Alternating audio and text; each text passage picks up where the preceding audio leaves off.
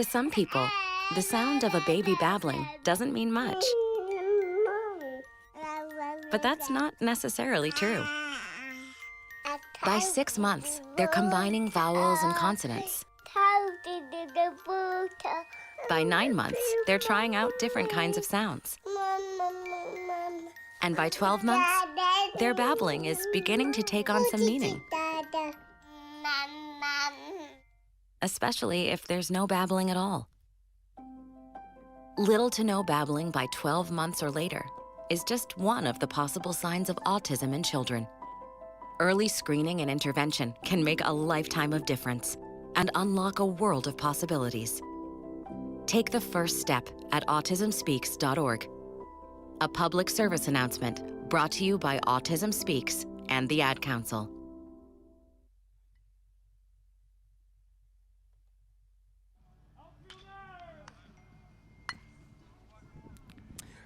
Good afternoon, ladies and gentlemen, boys and girls, squirrels and ocelots, and welcome to this special Thursday afternoon presentation of high school baseball as the Attleboro Blue Bombardiers get set to take on the Franklin Panthers. And if you look up Franklin Panthers in a Latin dictionary, it translates to way wicked good in baseball. I'm Paul Healy, along with Kevin, that's going to leave a mark, Callahan. Kevin. Yes, sir. Attleboro versus Franklin. Franklin with a record of 11-1. They just had their first loss of the season, knocked off by Mansfield 2-0 the last time they played, June 3rd. Attleboro comes in with a record of 4-8. What are we looking for today? Well, both teams are coming at this from two different points of view. Franklin coming in averaging 7 runs, just over 7 runs a game, giving up just over 2 runs a game. Attleboro only giving up 3 runs a game themselves, but their problem has been scoring runs. They're only scoring about 4 runs a game. They're getting the guys on base, but they're not getting the key hit, and they're leaving the guys on base. So, again, you got two teams coming at this from a different point of view. With 2 games left in the year, they're going to face each other in a home-and-home. Yep. Franklin desperately wants to finish at 13-1. That way, they're 7th in the state right now. Wow. They can secure a home field advantage throughout the state tournament. There will be no neutral site games this year. Wow. Attleboro coming in at 4-8 because of the COVID rules and regulations. They want to win. They're going to opt into the playoffs. Yep. Because the best they can finish is 6-8. In a typical year, you need to finish 500 or better to make the playoffs. You can opt in this year. Yep. Attleboro has lost their last few, including getting swept by King Philip last week, when they played over a week ago, which is crazy to think that's been over a week since both teams have played. But Attleboro desperately needs to start playing some better baseball so they can get on a little bit of a run themselves heading into the playoffs. Yeah, better baseball. Defense hasn't been the issue. Cam Foster at shortstop. They've been outstanding on the defensive side of the ball. They've got pretty darn good pitching as well. The starting pitcher today is going to be Billy Saltmarsh. He's 2-0 on the season, 16 innings pitched. He's struck out 14, walked 7, 0.88 ERA.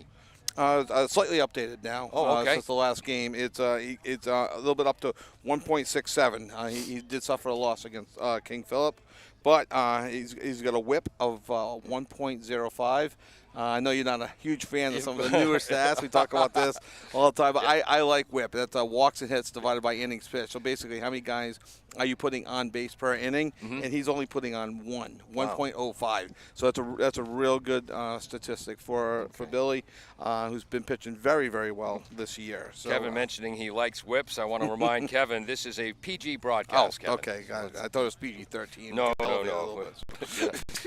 I think the key to Franklin's success, their head coach is Zach Brown, and Zach played at Wheaton College, something you know about. A little bit, yes. They're just back from the College World Series. When they won a game and they lost 2, finished 4th or 5th, depending on how you do the rankings.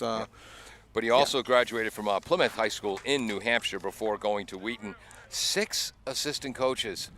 When I graduated high school in '76, I don't think we had 6 coaches for all sports combined. Yeah. But Zach Brown, along with Jeff Ambrosini, Jeff Danduran, Brett Edmonds, Eric LaLiberte, Tyler Pasquarosa, and Mike Skidmore. Boy, oh boy, oh boy, I wonder what all of their assignments are. Attleboro with Coach Steve Dunley. Oh, by the way, Coach Zach Brown in his 8th year, 7th season.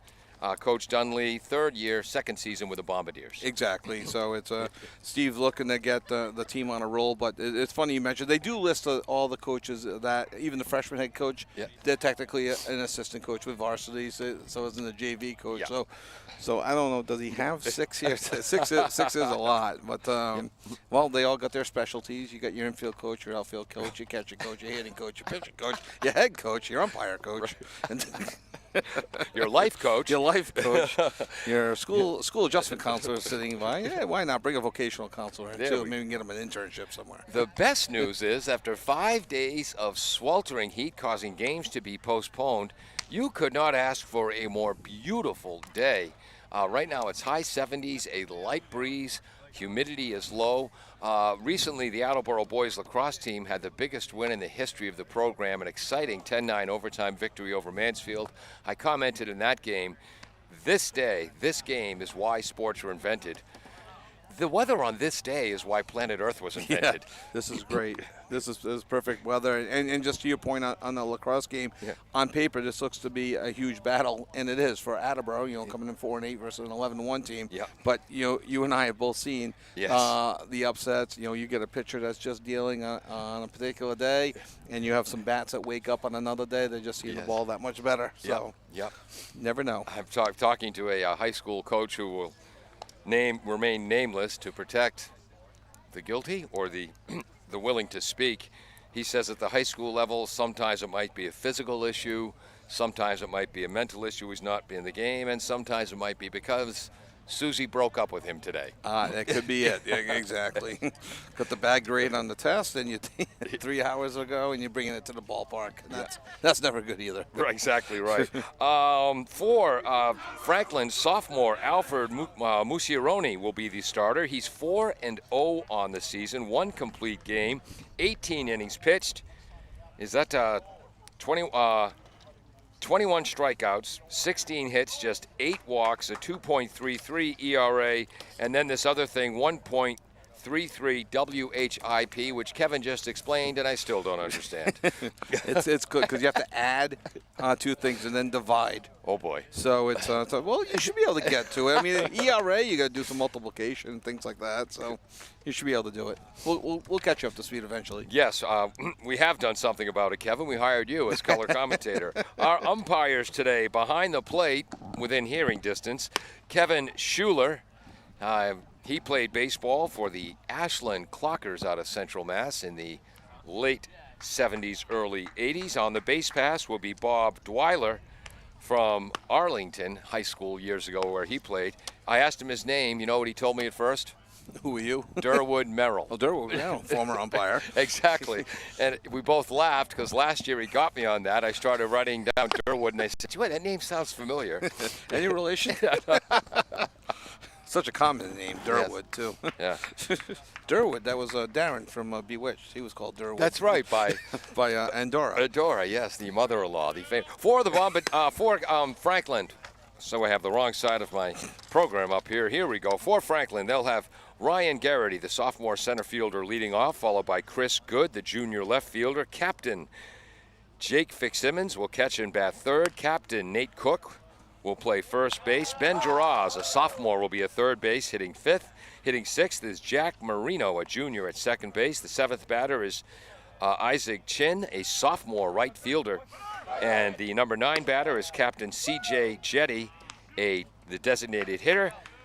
Sorry, he's the number 8 batter. The number 9 batter is Henry Di Giorgio, a freshman shortstop for an 11-1 team.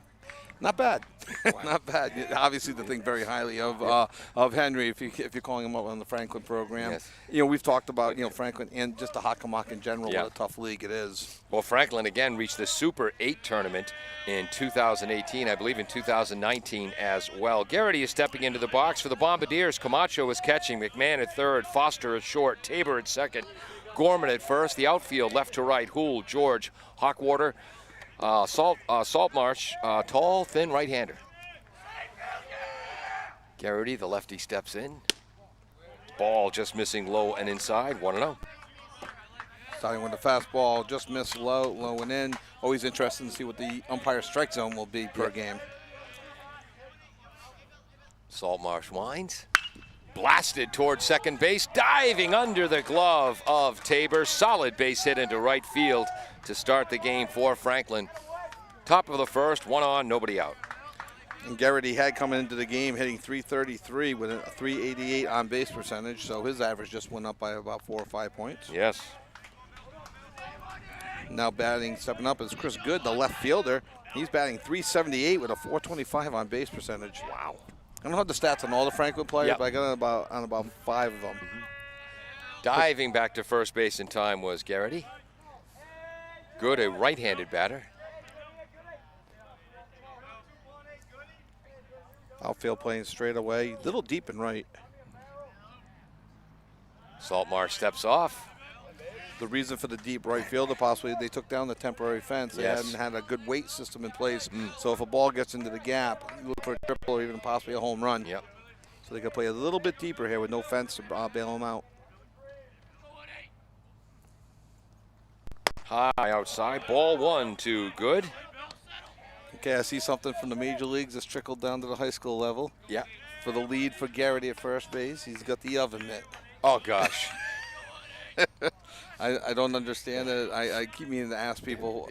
What is, I mean, I guess it prevents you from breaking your fingers when you dive back to a base. Jamming your fingers, Yeah. Saltmarsh steps off. You know what that means. Normally, we've seen all of the high school pitchers this year work at a fast pace, but obviously Mr. Saltmarsh has been watching too much Major League Baseball. Billy? It's an important game for Attleboro. Yes. He's just making sure you're getting his signs right. Runner goes.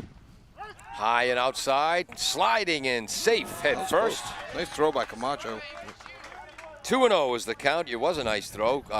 Tag was made at about mid-back just as his hand was hitting the base, so a stolen base for Garrity. Yeah, I think that oven mitt gives you about 3 extra inches.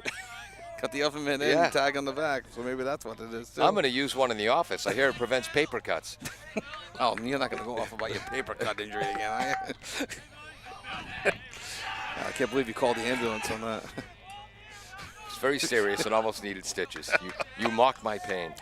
2-0. Cardboard cut, maybe, but come on, paper. 2-0 to the right-handed Good.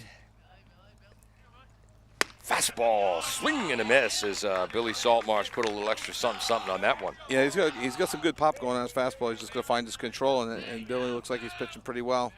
For our radio audience, Attleboro in their blue hats with a white front, royal blue jerseys, white pants. Franklin in their old Toronto Blue Jays look, all sky blue uniforms. White lettering, blue trim, navy blue trim. Breaking ball outside, 3-1. For you Cumberland High School fans back in the 80s, and with the 1984 varsity uniforms at Cumberland High School. Really? Not a fan. A little bit too much blue, the color rush of the powder blue. Kansas City Royals too, maybe some Cubs type of blue on their away uniforms. Foster, the shortstop, holding the runner. Breaking ball in the dirt, swing and a miss. Runner goes. Camacho fires down to first base to record the out. Good stays at second. I had the count 3-1. I guess it was 2-2.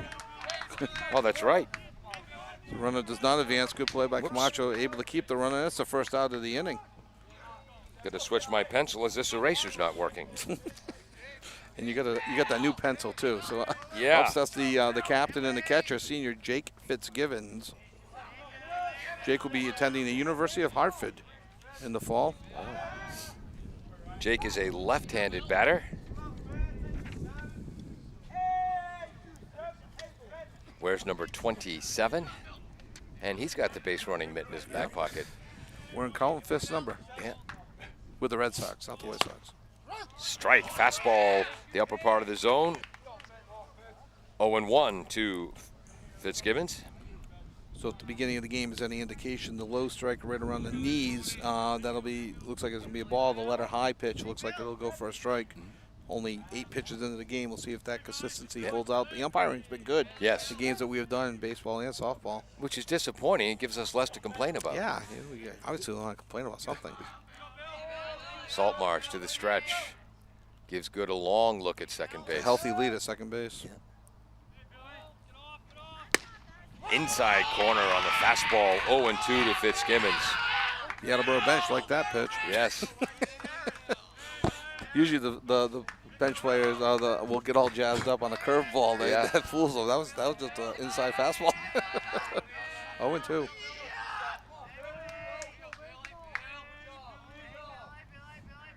Wow, really slow today for Billy Saltmarsh. Yeah. And finally, Fitzgibbons calls time. Last time I saw him pitch, he had a much faster pace. Yeah, I wonder if he's just changing things up, or if Garrity, the runner on second base, is just in his head just a little bit too much. He does have a big lead. Shortstop Foster has gotten, looks like almost a chance to do a pickoff. He's gotten that daylight play. Yeah. Like dice.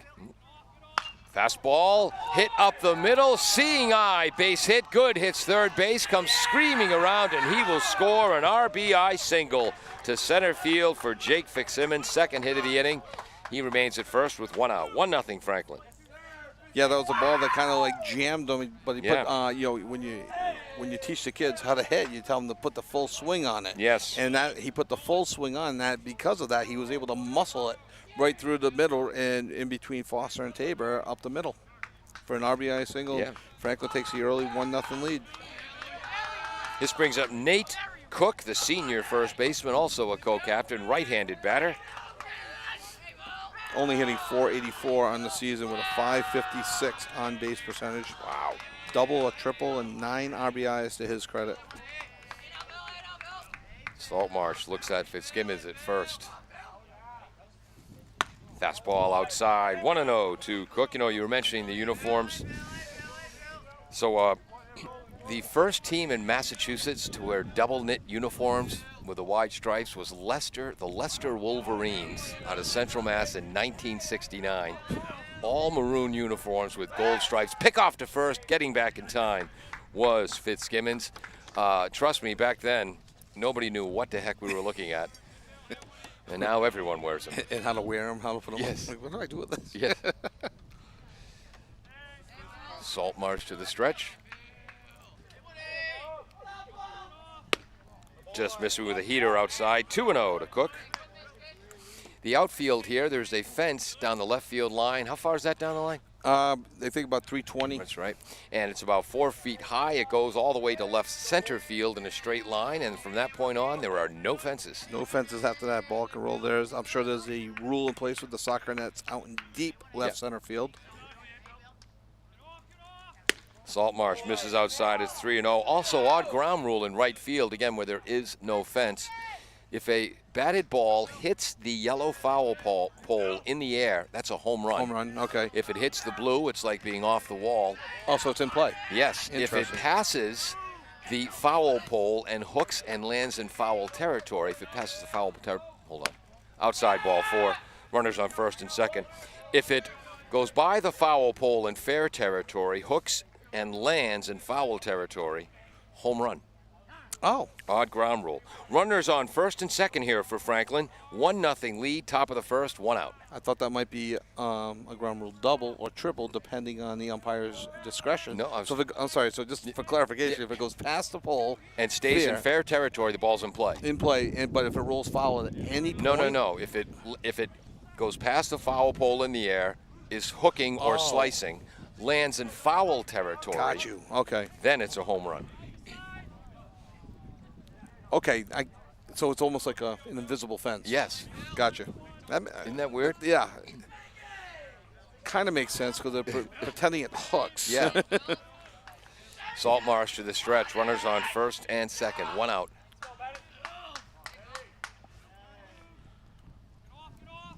Outside. Took something off that 1-0. And don't want to be critical, but I've always, again, you have to be concerned about these Franklin base runners, but the slow pace does not help your fielders. No, exactly. And you want to keep them active. You want to keep them moving. Ben Giroux here, sophomore here for Franklin, batting 5th, playing third base. Curveball misses low, 2-0. Thank you, Kevin. I should have mentioned that. Bill Saltmarsh struggling, 6 consecutive balls here. I imagine the take might be on right now for the sophomore. Make him throw a strike to you and not help the pitcher.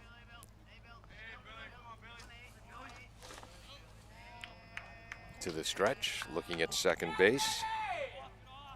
Fastball high, 3-0. 7 consecutive balls now. And now you know the take Yes, is on. exactly.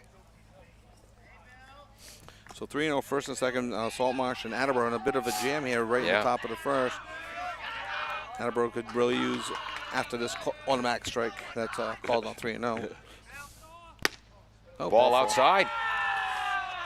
Bases are loaded. 1 out, 1-0 lead for Franklin. And up steps the number 6 hitter, Jack Marino, the junior second baseman. Coach Dunley coming out for a visit. He's at 18 pitches already. Wow.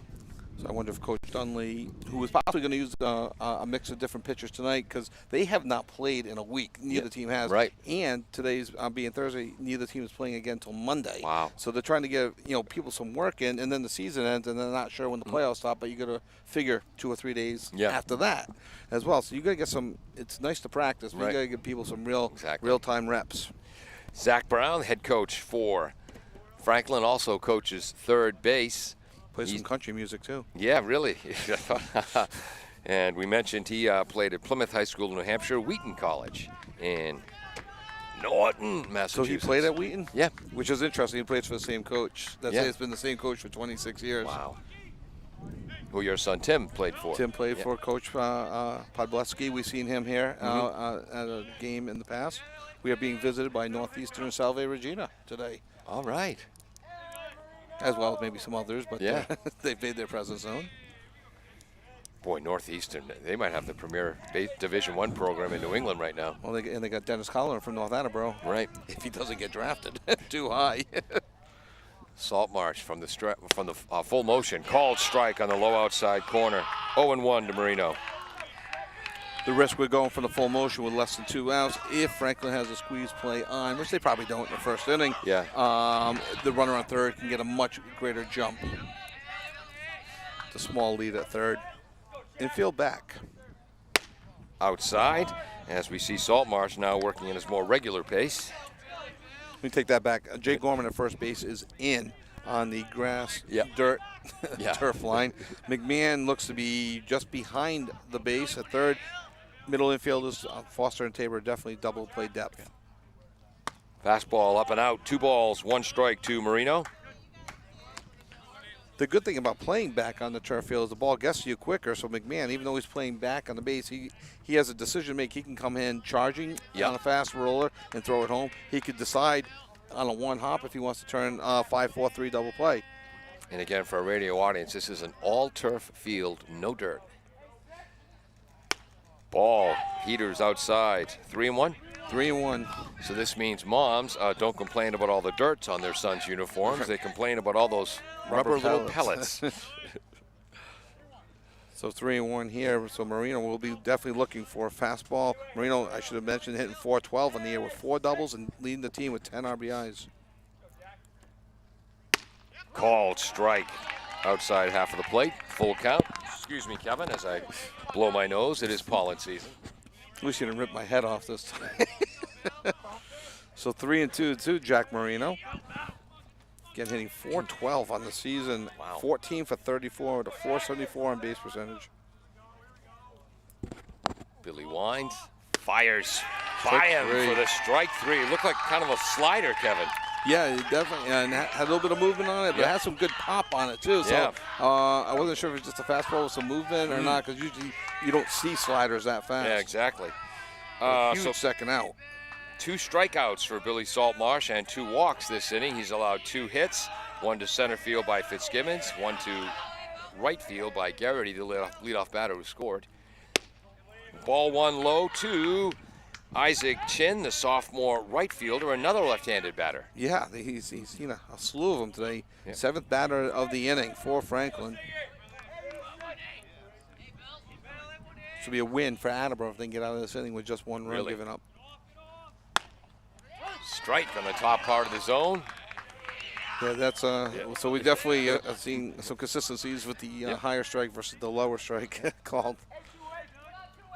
The advantage Franklin has here with their runners on base, anything into the outfield will most likely score 2. Right. As Nate Cook is on second base. Fouled off towards Brennan Middle School on the left side over the Attleboro dugout on the first base side.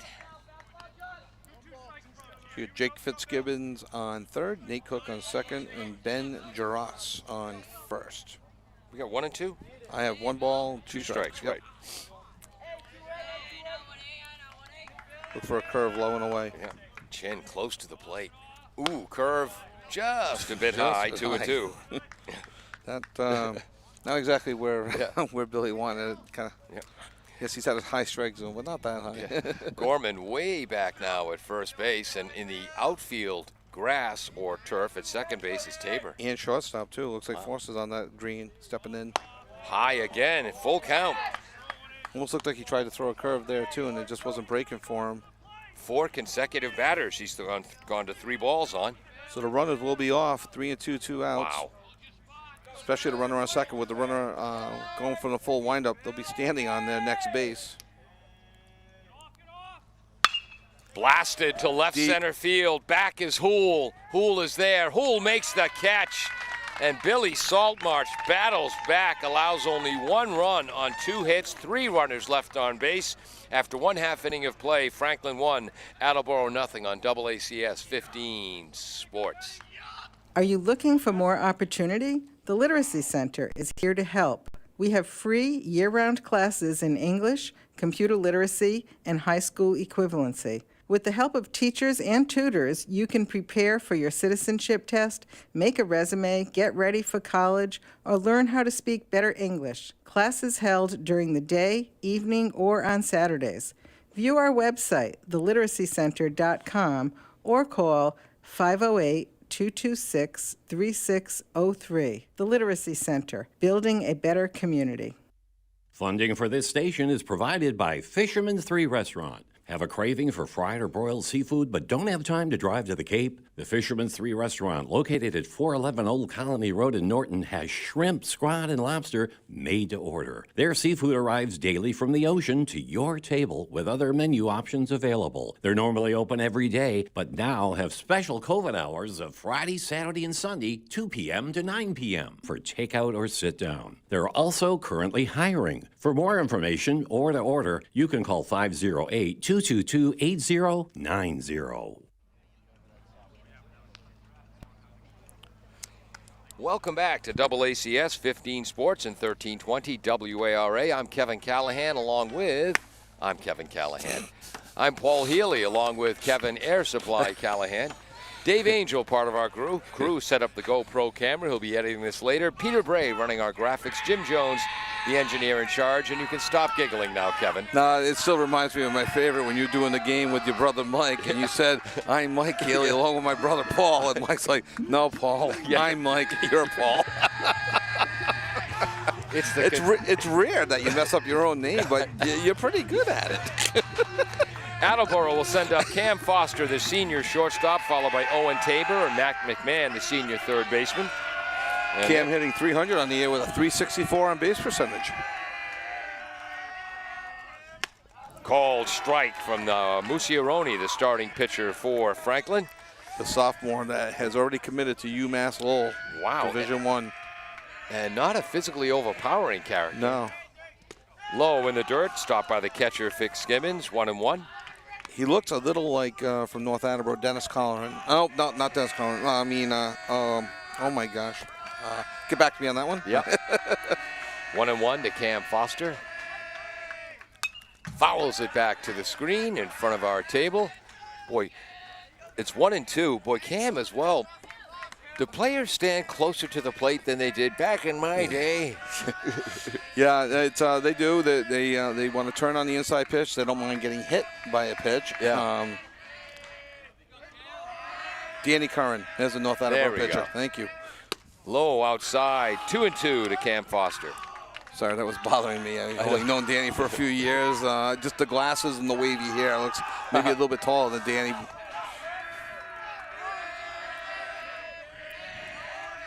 Foster's been hit by 2 pitches this season. Outside and low, 3-2 to Foster. He looked again on base, again with 4 stolen bases on the year. Look for Attleboro as a team to be more aggressive at the plate than they have been. Yeah. Misses, low and away, ball 4. So going to first base, Attleboro's leadoff hitter, Cam Foster. They trail 1-0 in the bottom of the first, and Owen Tabor comes up, the junior second baseman, right-handed batter. Where's number 4? Owen Tabor comes in with a .361 on-base percentage. I expect Coach Pagano to be aggressive early, look for maybe a bunt and run, hit and run. He wants, and Coach Dunley, they want the batters swinging the bats. As a team, they've been striking out too much, and I think it might be a little bit too selective at times, letting too many pitches go by. Tabor again, his front foot right on that painted white chalk line. Throw to first, diving back is Foster. I sound old school, like you do sometimes. I love the hit and run play. Yeah. I love putting the people in motion, and so many times you hit it through that hole, you can go first to third. Call strike, low outside corner. Is that 0-1? 0-1. Yep. Breaking ball by Musiaroni. Quick throw to first. Back in time, plenty of time is Foster. Very composed, almost academic look on Musiaroni's face, analyzing things. Very methodical. Yeah. Short lead, not going. Swing and a miss at a ball up in the zone. 0-2 to Tabor. Heater.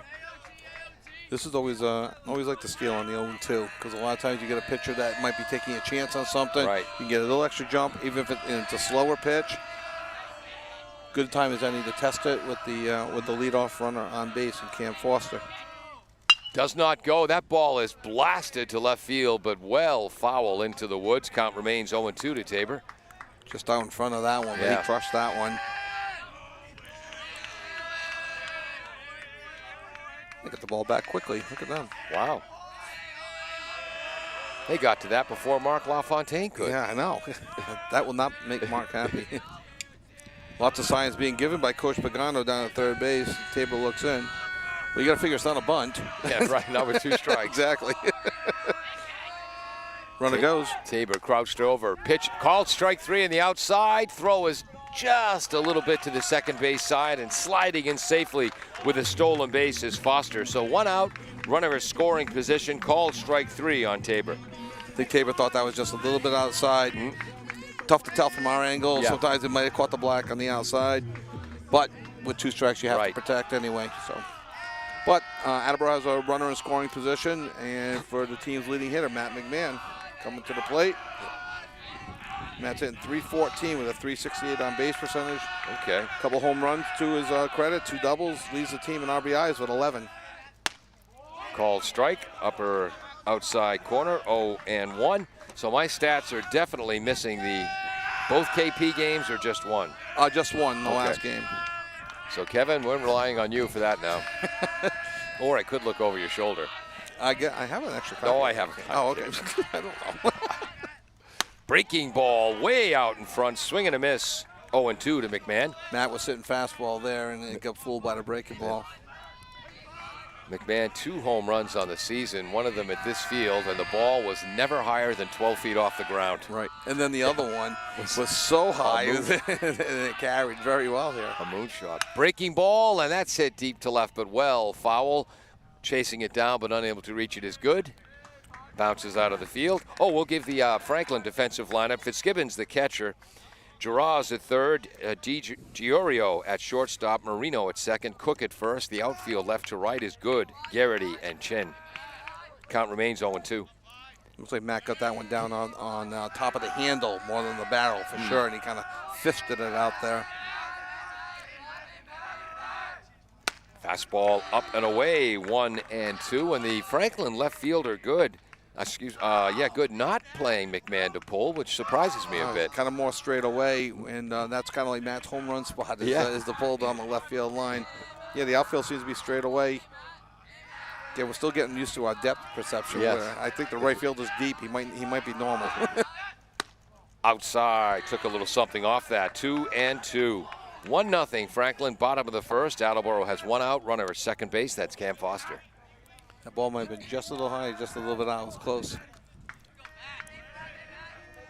Could hear some rumblings from the Franklin bench, so it was close. That caused some rumblings, but not over the top rumblings. One hopper to the shortstop. DiGiorio throws across the diamond to record the out, heading to third base, sliding in just ahead of the throw was Cam Foster. Outstanding fundamental play all around, both teams. 2 outs, runner on third for the Bombardiers. Yeah, that's the play I used to hate as a first baseman because I had no arm. But the first baseman for Franklin, Nate Cook, threw a perfect one-hopper over the third and just behind the sliding Cam Foster slid in head first. Jake Gorman, the senior, one of the co-captains, heading to Framingham State. Big right-handed batter. First baseman is up. Hit his second home run of the season against King Philip in a 3-2 loss the other game. A little bit more open stance. Swing and a miss at a breaking ball in the dirt/brown-colored turf. 0-1. Looks like Jake might have been swinging for his third home run. Yes. That one. Jake comes in with a .405 on base percentage as well to go along with his 2 home runs. 9 RBIs in the season. Hitting just under 300. Breaking ball stays in 1-1, and I'm sure if Attleboro football coach Mike Strachan is watching this game, how come I couldn't get Gorman to come out to be one of my offensive tackles? He's got some size. Jake will be going to Framingham State in the fall. Low and misses outside. Fitzgibbons does a nice job keeping it in front of him. 2-1 to Jake. Attleboro bench up and awake, as you can probably hear. 2-1 to the senior captain, Jay Gorman. Look for him to be the starting pitcher when they play Franklin Monday night in Franklin. Fastball dribbled in front of the plate. This is going to be a tough one. Musironi is there. Long throw in time. Outstanding defense by Franklin displayed in that inning. So for the Bombardiers, no runs, no hits, 1 man left on base after 1 full inning. It is 1-0 Panthers on AACS 15 Sports. Bristol Glass, 110 North Main Street in Attleboro, has supported local high school sports for many years. Bristol Glass has been chosen for glass replacement projects for home and business for over 60 years. From shower doors to auto glass and mirror replacement, Bristol Glass is ready to do the job. They accept most insurance plans and serve several communities around the Attleboro area. They're open weekdays from 8 a.m. to 4:30 p.m. You can contact them at 508-222-5810 and on the web at bristolglass.com. The Attleboro Recreation Department hosts their 8th annual Family Fun Night at Spatra Pool in Hayward Field on Friday, July 9th. In addition to swimming and a movie, there will be other fun family activities. Pizza will be served. Spatra Pool will be open for family swim for Attleboro residents from 6:15 p.m. to dusk. When it starts getting dark, you can grab your lawn chair or blanket and stroll on over to Hayward Field, where Stuart Little will be playing on the big screen.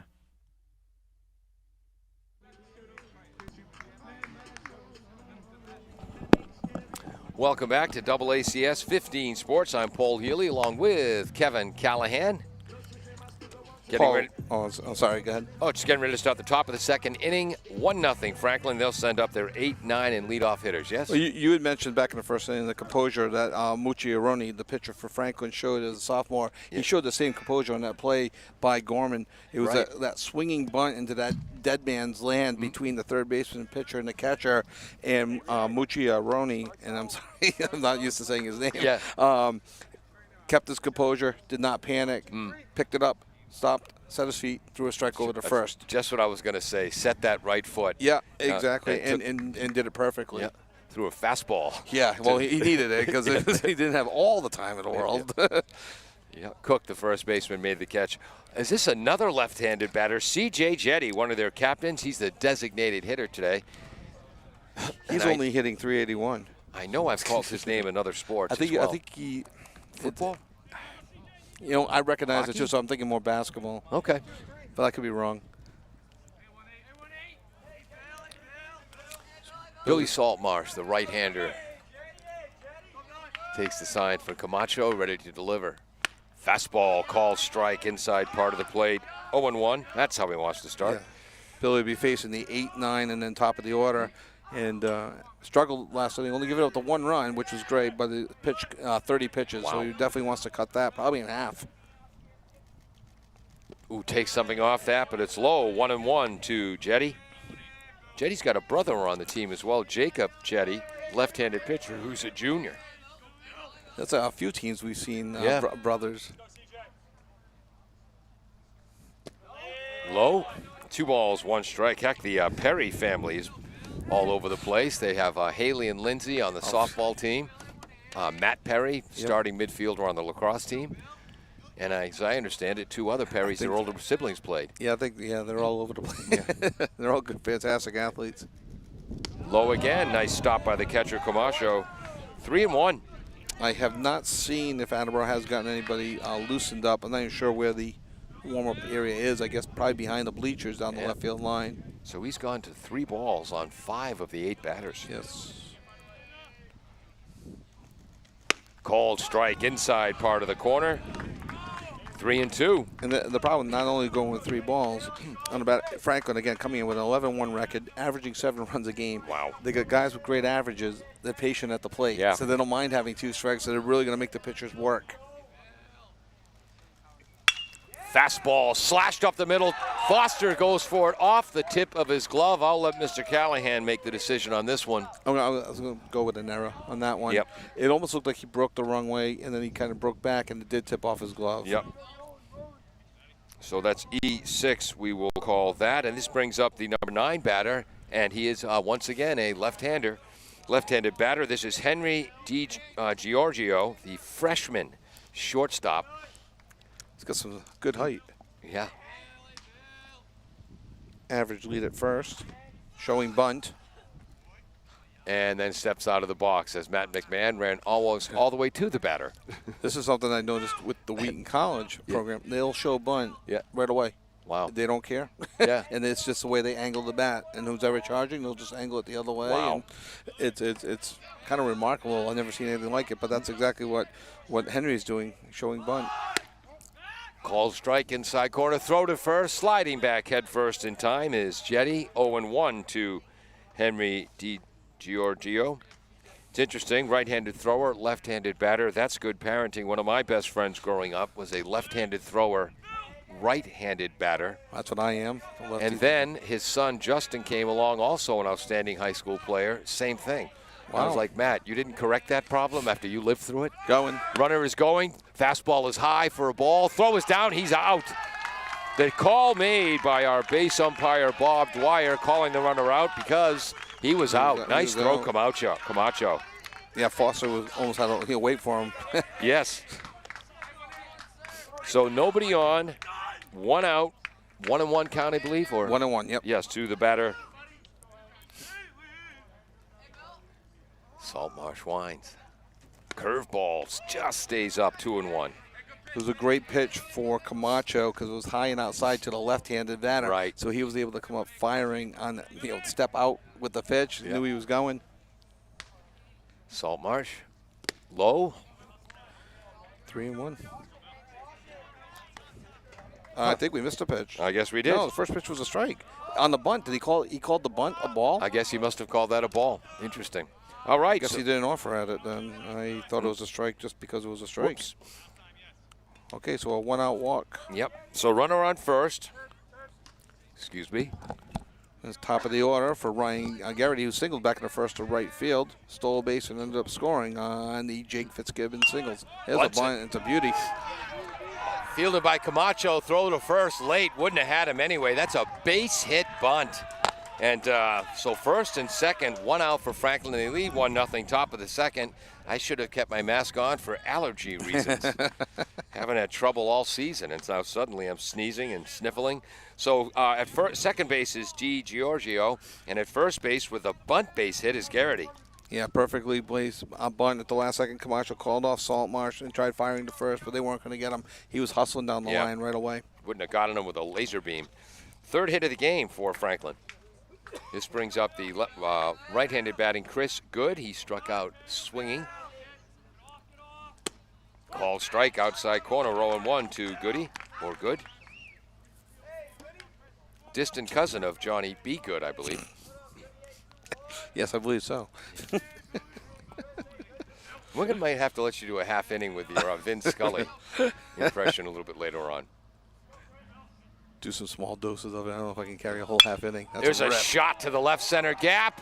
Fielded on one hop by Houle. Quickly gets the throw in. They'll send the runner. Oh, McMahon double clutches and the run scores. Crossing home plate is D. Giorgio, 2-0 Franklin. Not sure if he would have had him, but he did double clutch. Yeah. Nice throw, one hop, but just a little bit too late. 2-0 Franklin. Stopping at second is Garrity, and the RBI single to Chris Good. Next up, Jake Fitzgibbons, who on an 0-2 pitch kind of fisted that ball to center field in the first inning. That called Garrity for the first run of the first inning. Another left-handed batter. Long lead at second base by Garrity, and Saltmar steps off. I think Billy's seeing bigger leads than he's used to at second base, and it does seem to be distracting him just a little bit. Foster now making an effort to keep him closer. That ball is low, gets past Camacho. Both runners advance. Garrity to third, Good to second. 1-0. Go with a pass ball on that one. I agree. Kind of stabbed at it. Yep. And for Attleboro, number 17, Dylan James is, I do see, going to warm up. Yep.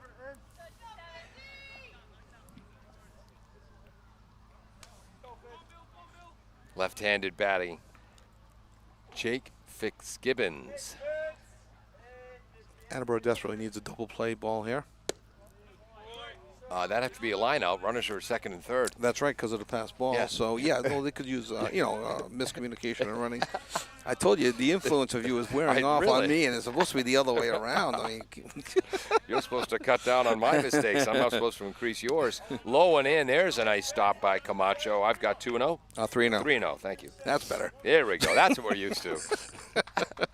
Coach Steve Dunley coming out to talk to Billy Saltmarsh, who he's struggling, Kevin. He just doesn't look as comfortable today. And again, I don't think the slow pace is helpful. No, exactly. It's a slightly different pace than we've seen for Bill. You just have those days. And we talked about it a little bit too. In when we do our softball coverage, you see that a lot of teams are only carrying one or two pitchers. And with my own daughter playing softball, I asked a question, and I can't seem to get an answer, is what happens if they're just bad that day? And I'm not saying Billy's bad, but I mean, you see the baseball, they carry oodles of pitchers, and softball, they carry two. Yeah. I don't understand. Saltmarsh wearing number 18. I think that was a visit more to get James loosened up more quickly. Takes something off that, finds the upper part of the zone. 3-1 to Fitzgibbons. So we know now Fitzgibbons was looking outer part of the plate on that pitch. What's tough at the high strike, a lot of pitchers don't want to have to ride high, but do what you got to do. That's hit to right field towards the line. Hawkwater is going after it. Makes the catch in foul territory. No, he didn't. No, he didn't. No, he didn't. Okay. That's where we're blinded. Yes, that's the one blind second spot for us. So I'm not sure if he just dropped, if it went off his glove, or if he didn't get to it or not. Someone watching on our GoPro coverage, text me at 774-287-6194. Let us know what happened. Yes. Open stance for Fitzgibbons. Yeah, I ended up looking at the runner on third to see if he was tagging. When he wasn't moving, I was surprised. Fastball up in the zone, blasted to right field, foul as Fitzgibbons screwed up and just hit the ball too darn hard. Yeah, I was crushed. I would have gone. Possibly could have been that hook around the pole, Yes. but it was foul. That one was definitely foul as well. I wonder what the exit speed was on that baby. Yeah, exactly. 3-2 to Fitzgibbons. See, you invented exit velo without even knowing it. Exactly. You wanted to call it WH, well hit, and then next thing I know, a year later, I'm seeing exit velocity all over the place. So you helped ruin the game. Ball 4, high. I am not a sabermetrics guy. I have not helped ruin the game. So for the second consecutive inning, the Panthers have bases loaded, just one out, and their cleanup hitter comes up. Nate Cook, he walked on 4 pitches his first time. And a courtesy runner coming in, number 4. That will be Luke Boudreau, senior outfielder. And I was looking over the Attleboro bench to see if that was going to be it for Saltmarsh. It is not. I would imagine This will be the last batter for Saltmarsh. Nate Actually, Cook, we're in the second inning, sorry. right-handed batter, close to the plate. Fastball up and in, 1-0. Infield back at double play depth again, with the exception of Jake Gorman, who is in. Outfield is deep, Yeah. as you would expect with the 4-hitter. Right, Gorman at first base. Curveball lofted short right center field. Right Hawkwater. fielder is going to call for it. Hawkwater, runner is tagging. Throw will come in on one hop. Runner scores, throwing down to second. That'll be in time. That's in time. And that will end the inning. A double play, but a sacrifice fly. The rare double play that resulted in an RBI. Yes. So the run scores. And that's 9 to 2 to 6 at second base. For the third out, yes. Exactly right. So a sacrifice fly and an RBI. Scoring from third base was Garrity, his second run scored. That makes it 3-0 Franklin. So 2 runs, 2 hits, One error. 1 error, nobody left on base after 1.5 innings. 3-1 Franklin on AACS 15 Sports. W.H. Riley is here for your home or business needs this summer. They're a family-run business that always welcomes new customers. They offer air conditioning, generator, and home appliance installation with 24-hour emergency service. For more details, you can contact them at 508-699-4651 or on the web at whriley.com. W.H. Riley & Son, 35 Chestnut Street, North Attleboro, a company Greater Attleboro residents have called on since 1873. Real or Imagined, a national juried exhibition, is coming to the Attleboro Arts Museum. Artists who submitted work for the exhibition were asked to submit works that spotlight the authentic or explore the unreal. An in-gallery exhibition of the artworks will be on view in the museum's Otmar Gallery from June 16th through July 15th. In lieu of a reception, a virtual artist talk will be held on Zoom on Friday, June 18th from 6:30 p.m. to 7:30 p.m. 6 artists that were awarded the Jurors Award will be featured during the virtual artist talk. Registration is required to receive a link to the talk. The virtual artist talk and the in-gallery exhibition are both open to the general public.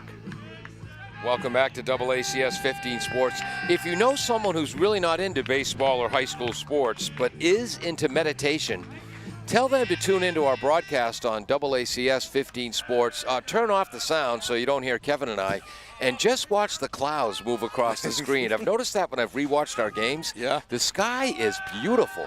So again, someone who's not into baseball but is into meditation, have them turn on this broadcast with the sound off. The Willowy Clouds. Yes. Musciaroni, low, ball 1 to Evan Hool, the junior left fielder, also a star on the basketball team. Evan Hool with a .333 on base percentage. Ground ball towards the shortstop, DiGiorio. Across the diamond, making it look much smoother than any freshman ever should. 6-3 if you're scoring at home, 1 out. And why wouldn't you be? When Kevin's son was with the Wheaton College team playing in the Division III World Series last week, I was stunned when one of their announcers said, well, it was a hit to third, to 5-3 if you're scoring at home, and you were Scoring. Here, I'm showing you the book right now. There it is. There's my book. Yes, Keeps me busy. You were at the game. So Evan, whoops, I wrote it in the wrong place. Bailey Camacho. Ray looks at ball 1, I believe. Yep, ball 1 low. Bailey hitting .303 on the air. Senior catcher.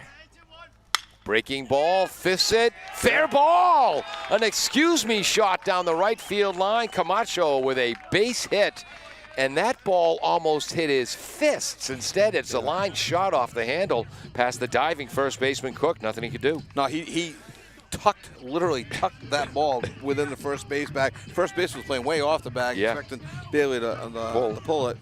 We have a courtesy runner now, number 2, who is Hayden Hegarty.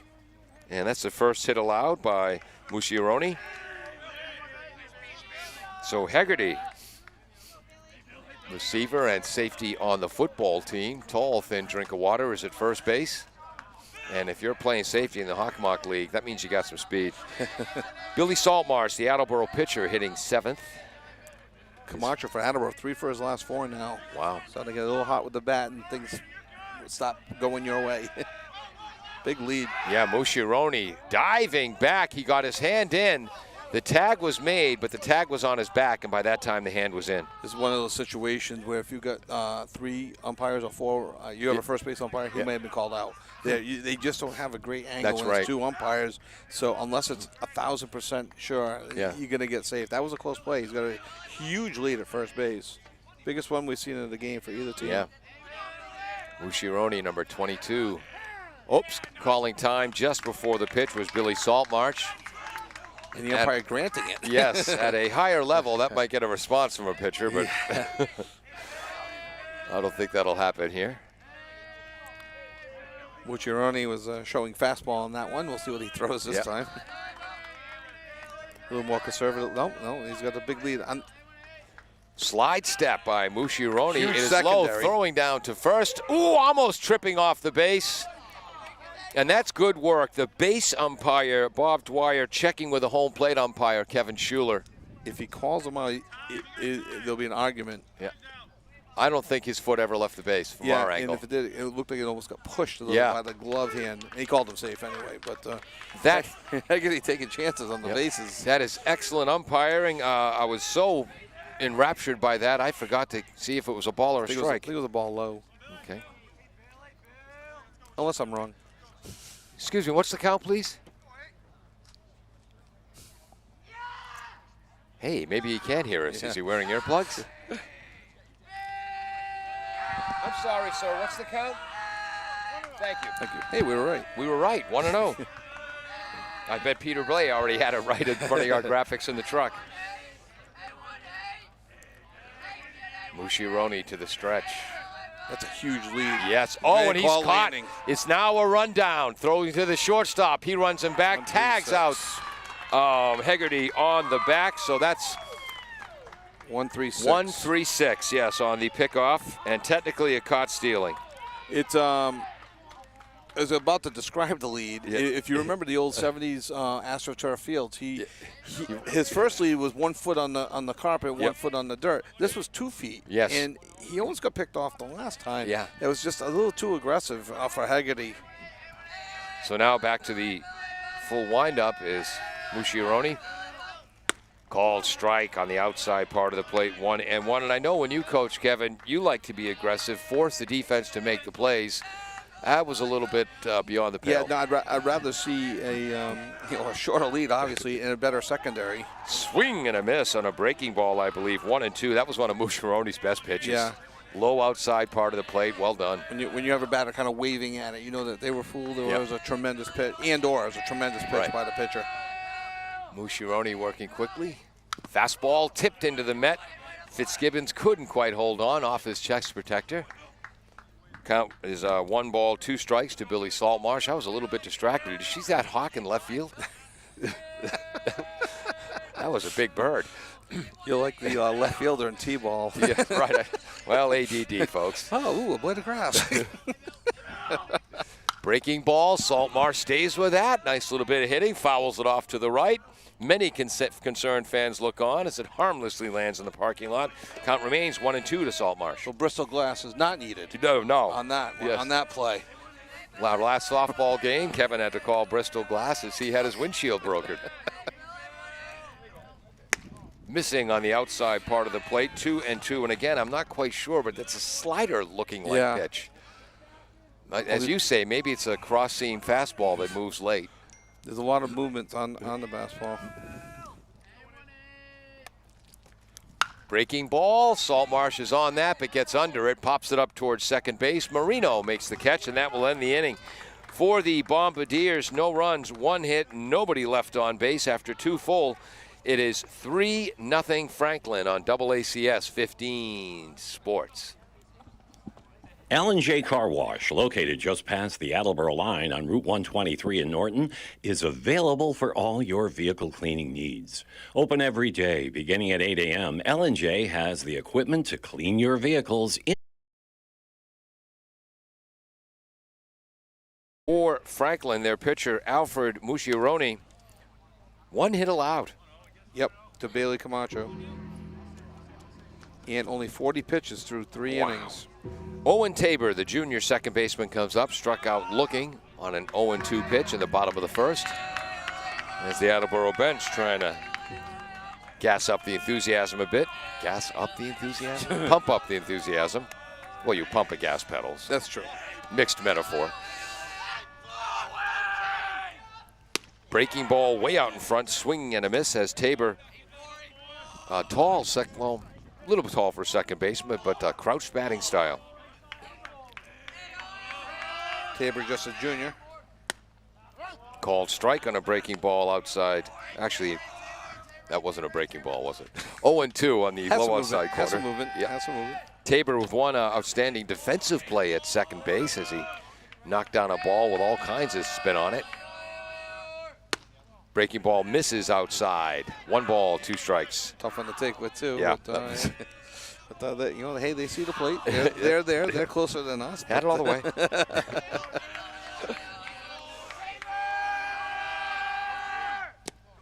Low, 2 balls, 2 strikes. No question on that one. That one was low. Yeah, you know, when my daughter Grace was little, she looked at the world with a glint of fun in her eyes. Musciaroni's like my son, just analyzing the world. Yeah. Ball outside. It is 3-2, 3 consecutive balls. I think that's the first time we've seen that from Musciaroni. It is. Yeah, he's had 1 3-ball count, but not 3 in a row. Right. No, but Camden, he was always look at the world with that, again, analytical look, and that's exactly what Musciaroni has.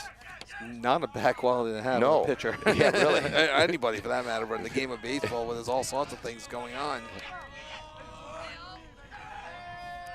The payoff pitch. Yeah, big deep path for Tabor. Here it comes. Fouled back to the screen. Again, that's that pitch that it's not a slider, but there's definitely movement late in that. Could be the 2 seam versus the 4 seam. Yeah. It's my oldest could talk a little bit more about that. Yeah. He understands pitching way more than I do, and what pitches create more movements. I just kind of smile and nod. Yeah. You know, the way I do when Exactly. you talk about whip. Tabor steps out of the box to take a few swings. Oh, no. He's been watching too much Major League Baseball. He checks the Velcro on his gloves. Does his best Nomar Garcia impersonation. Velcro must be banned from baseball fields. Musciaroni fouled back again into the screen. Count remains 3-2, and Tabor doing what few Attleboro batters have done, drive up the pitch count. Yeah, this will be the 8th pitch of the at-bat coming up. Excuse me. This is important. Musciaroni had a 20-pitch at-bat in the first, 20-pitch inning in the first inning, and then 10, then 10. So wow. this is good for Attleboro to drive up the pitch count. Ooh, call strike 3, outside corner. 3rd strikeout of the game for Musciaroni, and I think you heard the enthusiasm from the Franklin dugout. Well, that was a nice pitch by Musciaroni. Yep. And just the 3rd strikeout of the game through 3 1/3 innings.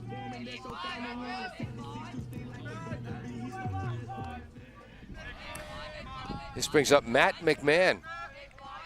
Grounded out to shortstop on the bottom of the first.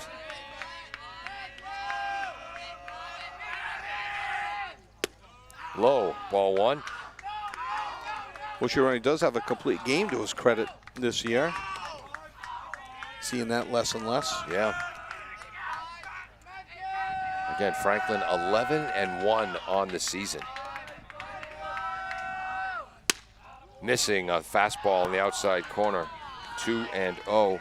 Franklin made the Super 8 tournament in 2018 and 2019, have lost all but 1 player from the 2019, yet they're still 11-1. I think Coach Zach Brown has a program going over there. That ball is grounded off the pitcher Musciaroni's leg, scooped up by the 3rd baseman Giraz. Throw gets away from first base, heading to second, sliding head first unnecessarily, but it's fun, is Matt McMahon at second base. How are we scoring that one, Coach? Well, that was going to be an infield single right away. As soon as it went off the pitcher's foot, and, Yep. and I thought he was going to beat it out anyway. The 3rd baseman, Giraz, probably shouldn't have thrown it to begin with anyway. And then he double clutched and rushed the throw, and he threw it away. So that's an infield hit and an E5. Attleboro second hit. They trail 3-0 in the bottom of the 4th with a runner in scoring position, and the cleanup hitter, Jake Gorman, coming up. Jake heading to Framingham State. grounded to the pitcher in the bottom of the first to end the bottom of the first. It should be mentioned Matt's going to be heading to Mass Maritime. Not Matt Maritime. Maybe if he has a real good career, they'll name it Matt Maritime, but it's Mass Maritime now. That ball is hit to right center field. Will it drop in? Yes, a base hit, having to hold. Now sliding into third is McMahon as the right fielder Chin couldn't quite get there. Perfectly placed by Gorman, if he did it on purpose. What Matt McMahon did well there, and it looks like we're going to get a courtesy runner for Gorman now. Yeah. We'll find out in a second what McMahon did well. It looked like he was going to go back and tag. Yeah. And then, so he was only a step or two off the base. And then when the drop got the pretty good read on it, took off a third. And we got courtesy runner now. So that's the second consecutive hit for the Bombardiers, third in the game. And again, not a well-struck ball, but a well-placed ball. Funny game, this baseball. And the courtesy runner is Parker Sackett, number 6. No wonder I couldn't find him. I was looking at the Franklin program. Oh, no, he's not there. No, he's the junior in Attleboro. Yes, thank you. I'm deep, I'm perceptive, I see things. That's why I'm here. Evan Hool is up, the junior left fielder, grounded out to shortstop to lead off the bottom of the second. So first and third, everybody back with the exception of the first baseman who's holding on Sackett. Mushironi, the glove up near his chin, fires over to first base. Sliding in is Gorman. No, the courtesy runner. Parker Parker's, Sackett. yes, second. From Attleboro. All right. You know, I was going to let you do your Vin Scully Not riff. no more. Tell you what, for the bottom of the fifth, we'll have you do that, all right? Bottom of the next inning. Fakes to third, throws to first. That's in time. Wow, Mushironi, the right-hander, faked the throw to third. That caused McMahon to dive back, then fire to first base, and he caught Sackett by more than just a little bit. And what's interesting is that 2 years ago, that's a balk. Yeah, exactly right. And they had that rule in place for 1 or 2 years, and it's now no longer a balk. You know, the whole point of the balk is you can't deceive the runners. The whole point of that pickoff is deceiving the runners. That's why they made it a balk, and then they took it out. And Steve Dunley's, Coach Dunley for Attleboro, is probably going to question it. Exactly. He stepped directly towards third base. But he stepped off the rubber first. And once you step off, I believe he stepped off, but you can do the fake to third, go to first now. You can do it normal, like a left-handed picks off a guy at first. You can do the fake, and especially if he stepped off, you can do whatever you want. Yeah. But if they determine that he did it that way, it's a pickoff. It's a good challenge for Steve, just to make sure they saw it the right way. Quiet, I'm eavesdropping here. I've got the field mic on full blast, but we still can't pick up the discussion. Dunley knows our tricks. So that's a huge out, assuming it stands. 1-3, so picked off first base was Sackett. Remaining at third is Matt McMahon. There's now 2 outs. And what's the count to Evan? There's yet to be a count. Yeah. So that's been an issue now. Attleboro's had 2 runners picked off the bases. You would have had, first and third. My guess is he was going in that situation with 1 out. Now you got a runner on third and 2 outs for Evan Hull. Grounded out to short. His first time up. Look for McMahon to be aggressive on any pass ball. Up in the zone, leaping over the ball. McMahon, ball's foul by about a foot as it goes by first base. Boy, did the left fielder good get there in a hurry as he throws the ball in. He did. Hull was not going to get a double on that one. No. And Matt McMahon demonstrating why you take your lead in foul territory. Yes. If it ball hits him, it's still a foul ball. If he's in fair territory, he's out. If he gets hit by the ball. Yeah. Good leaping ability by McMahon. Nice breaking ball by Mushironi, 0-2. You know, I seldom hit the ball really, really hard. I can see that. But one time, I absolutely hit it right on the screws. Foul on third base, hit my best friend, Dave Pano, right in the fleshy hindquarters. Has he forgiven you? Fleshy hindquarters. Yes. Backside. Ground ball to second base, ranging way to his left is Marino and makes the play. And Mushironi's got the Attleboro runners all screwed up as McMahon was heading back to third base on that pitch. Ooh, with 2 outs? Yes. 4-3 if you're scoring at home. So for the Bombardiers, no runs on 2 hits. 1 runner left on base after 4 complete innings. Franklin 3, Attleboro nothing on AACS 15 Sports. Bristol Glass, 110 North Main Street in Attleboro, has supported local high school sports for many years. Bristol Glass has been chosen for glass replacement projects for home and business for over 60 years. From shower doors to auto glass and mirror replacement, Bristol Glass is ready to do the job. They accept most insurance plans and serve several communities around the Attleboro area. They're open weekdays from 8 a.m. to 4:30 p.m. You can contact them at 508-222-5810 and on the web at bristolglass.com. On July 20th from 1:30 to 2:30 p.m., the Attleboro Public Library will host a virtual art workshop for kids entering grades 2 through 8 titled Fox Painting on Canvas. The instructor takes you through the process step by step, so you'll end the class with a colorful fox painting. The library will provide you with a kit of materials you will need for the program. Registration is required to obtain the meeting link, and space is limited. Registration begins on June 14th. Once you register for the program, you will be contacted to set up a time to pick up the materials. To register, email attleborokids@salesinc.org.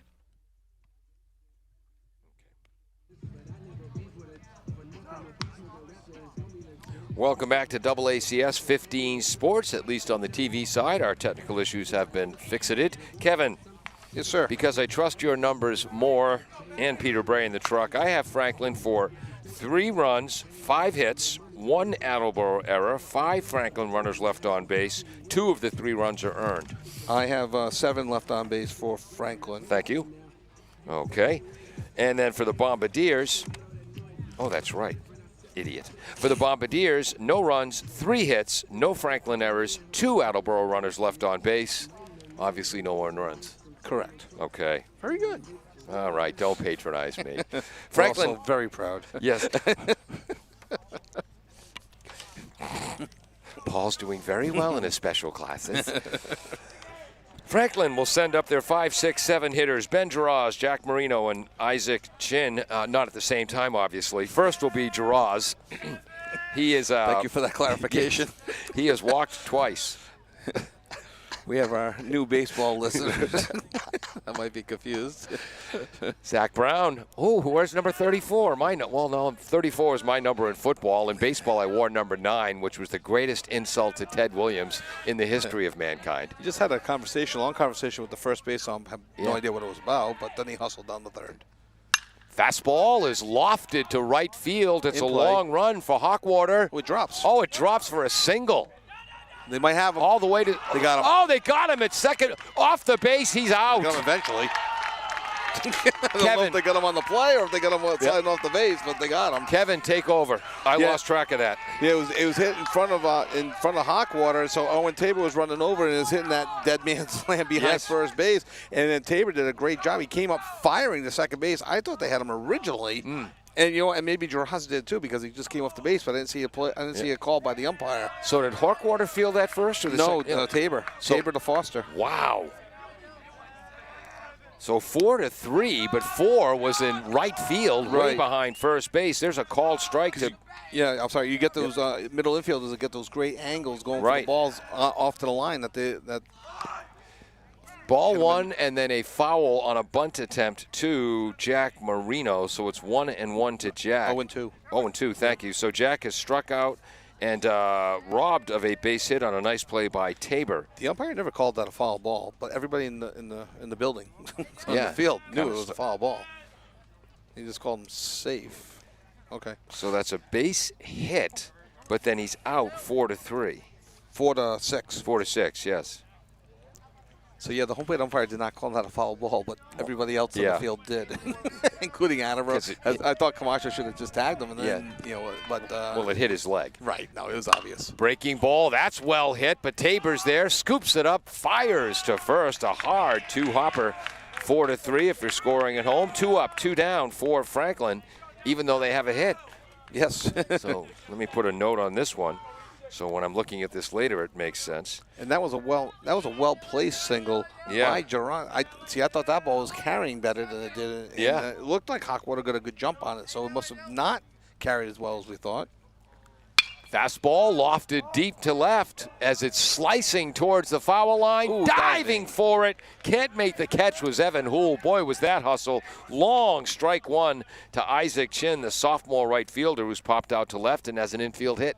Good heads-up play by Houle. He didn't know that they called it foul. Yes. So he got up after he dove and raced after it to make sure he was going to hold him to a double and not get extra bases. So good play. Some people play the part of the umpire, and they usually guess wrong. Yes. So good play by Evan on that slicing fly ball from Chin.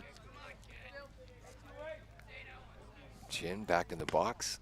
Breaking ball misses outside. 1-1 to Chin. He's a couple inches further off the plate in this at-bat than he was in earlier at-bats. Might have just saw something and making a little adjustment. Fastball misses either high or a little outside. 2-1. It looks like one that's been called a strike earlier today. So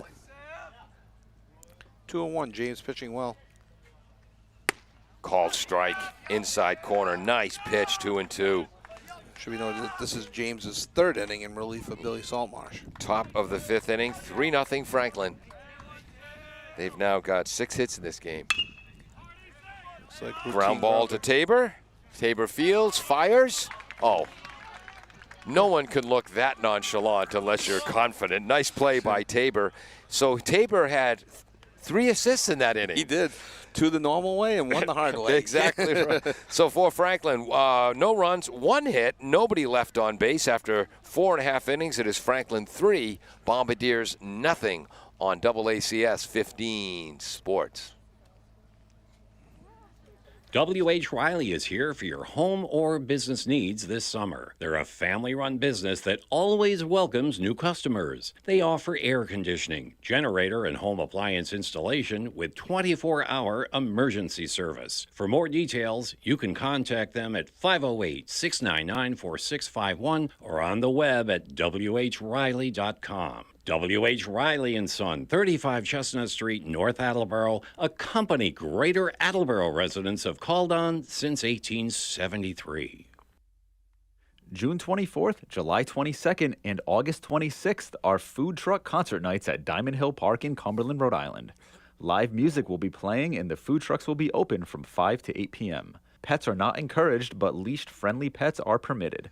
Smoking or vaping of any type is not permitted. The full list of food trucks attending will be available soon. You can keep updated at foodtrucksin.com/food-truck-events.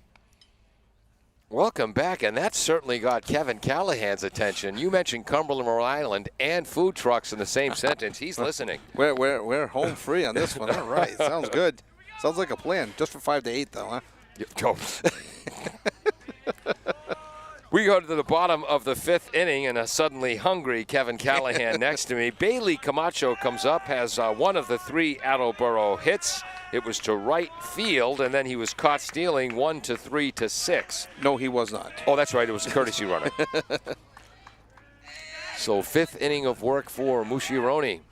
Oh, that's flash to left field. Lands in fair territory after it is good. Gets to it quickly. Camacho's going for 2. And he'll get there. Stand-up double. Now, Franklin is so fundamentally sound. That was a rare mistake as Good failed to hit the cutoff man, Di Giorgio, the shortstop. And if he did, that would have been an out at second. It would have been tough. Bailey was hustling right away, and good for him. But there was would have been close to second. 3rd double of the season for Bailey Camacho. And a courtesy runner will come in for Bailey, the catcher. Again, this will be Hegarty.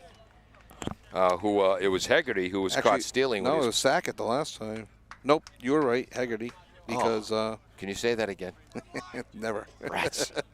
Once is all I'm getting. Huh? Yeah, exactly. A double to left field. Hegarty in for the courtesy runner. And again, it was Hegarty who was caught stealing on the old-fashioned 1 to 3 to 6. Yes, that old-fashioned. So that's not technically a pickoff. That's caught stealing, huh? On that. Yeah. Okay. Yes. So we got, for the first time today, is Dylan James, as he subbed in for Billy Saltmarsh. And as previously mentioned, James comes in.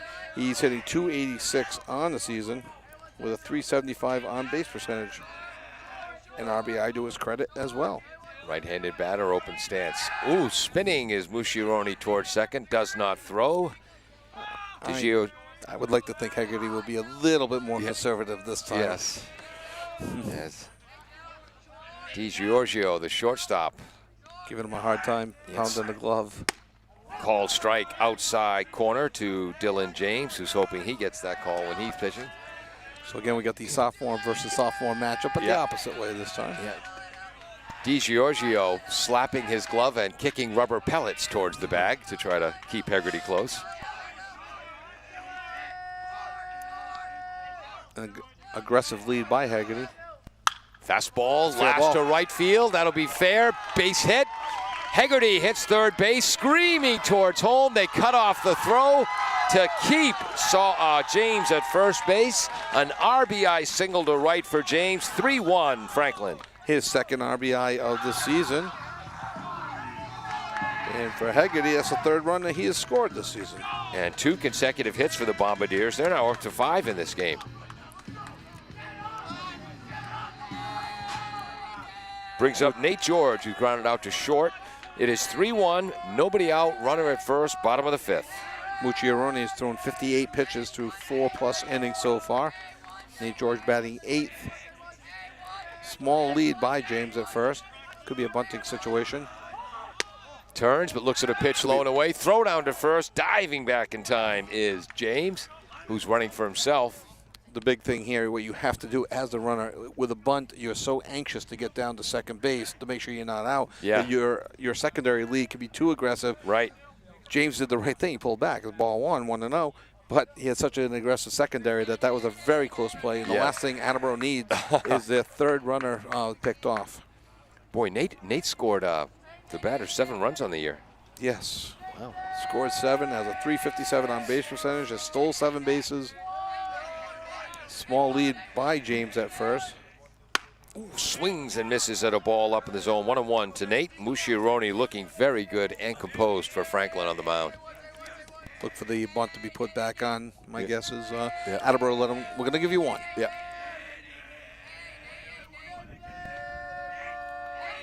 Small lead again.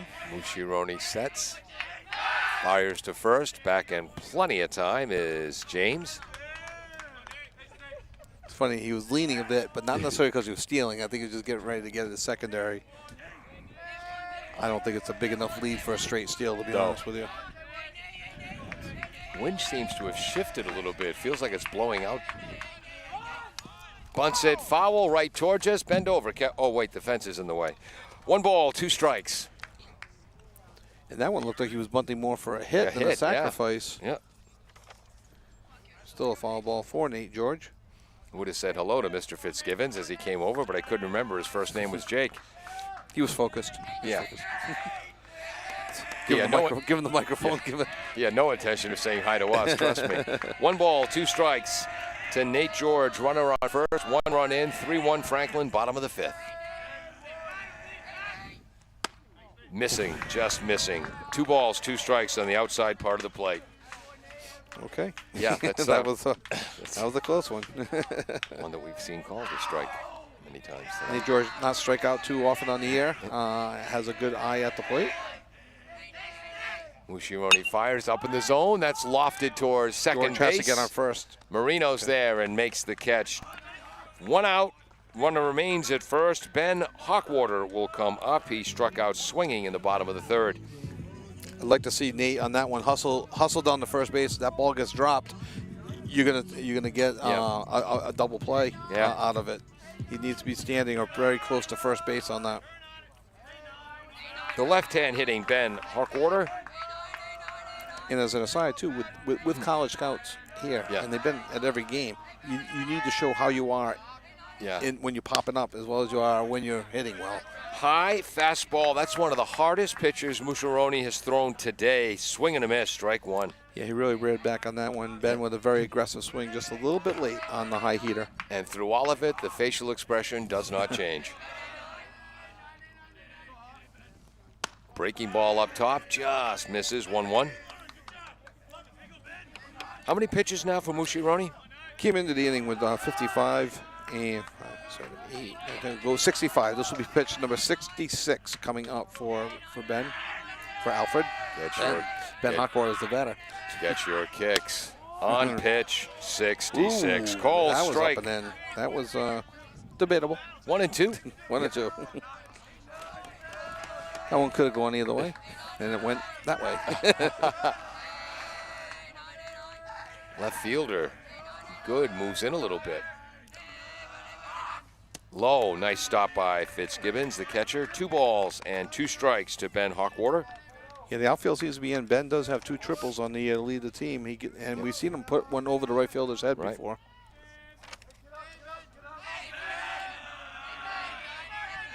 Mushironi to the stretch. That's slide step that time. Called strike. Throw down to first. Back in time. So Hawkwater is out. That was a close play at first as well. Yes, exactly. Back in time was Dylan James. So 2 outs now. 3-1 Franklin. We go to the top of the order. And that's 4 strikeouts now for Mushironi? Yes. And this brings up Cam Foster, who has walked and was stranded at third in the bottom of the first, flew out to center in the bottom of the third. Up in the zone. Foster's got too good an eye to offer at that. 1-0. It's a big hole between first and second, as the second baseman is definitely shading towards second. The first baseman holding James on first, so there's a big gap between first and second.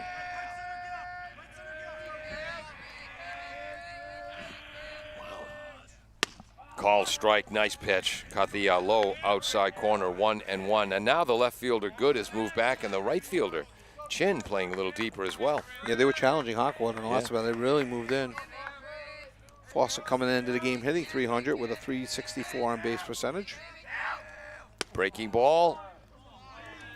Just misses 2-1. 2 balls, 1 strike. And the strike zone's been inconsistent. Don't want to say it too loud that we know the umpire can hear us. Mushironi to the set. Fires to first. Back in time. Not much of a lead over there for... small lead by James. Yeah, this is... But even with an inconsistent strike zone, you haven't seen it on the faces of the pitchers. They're not buying into it, so... Up in the zone, swing and a miss. Fire to first. Out. Third runner picked off today on the base pass by the Bombardiers.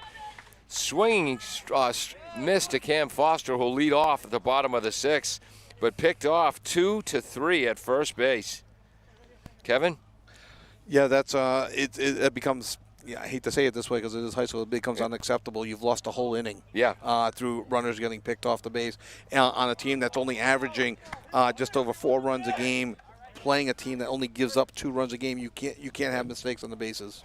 For the Bombardiers, 1 run on 2 hits. Nobody left on base after 5 complete. 3-1 Franklin on AACS 15 Sports.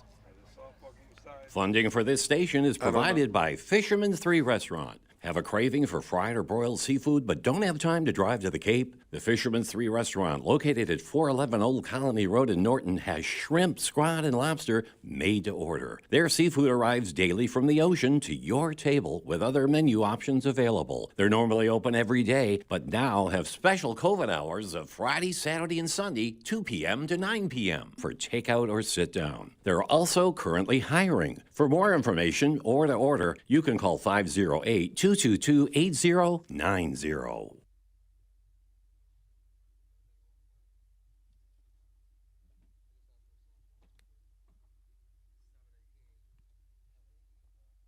The National Black Doll Museum, in partnership with Attleboro area organizations, will hold their Juneteenth Jamboree at Capron Park on Saturday, June 19th from 11 a.m. to 4 p.m.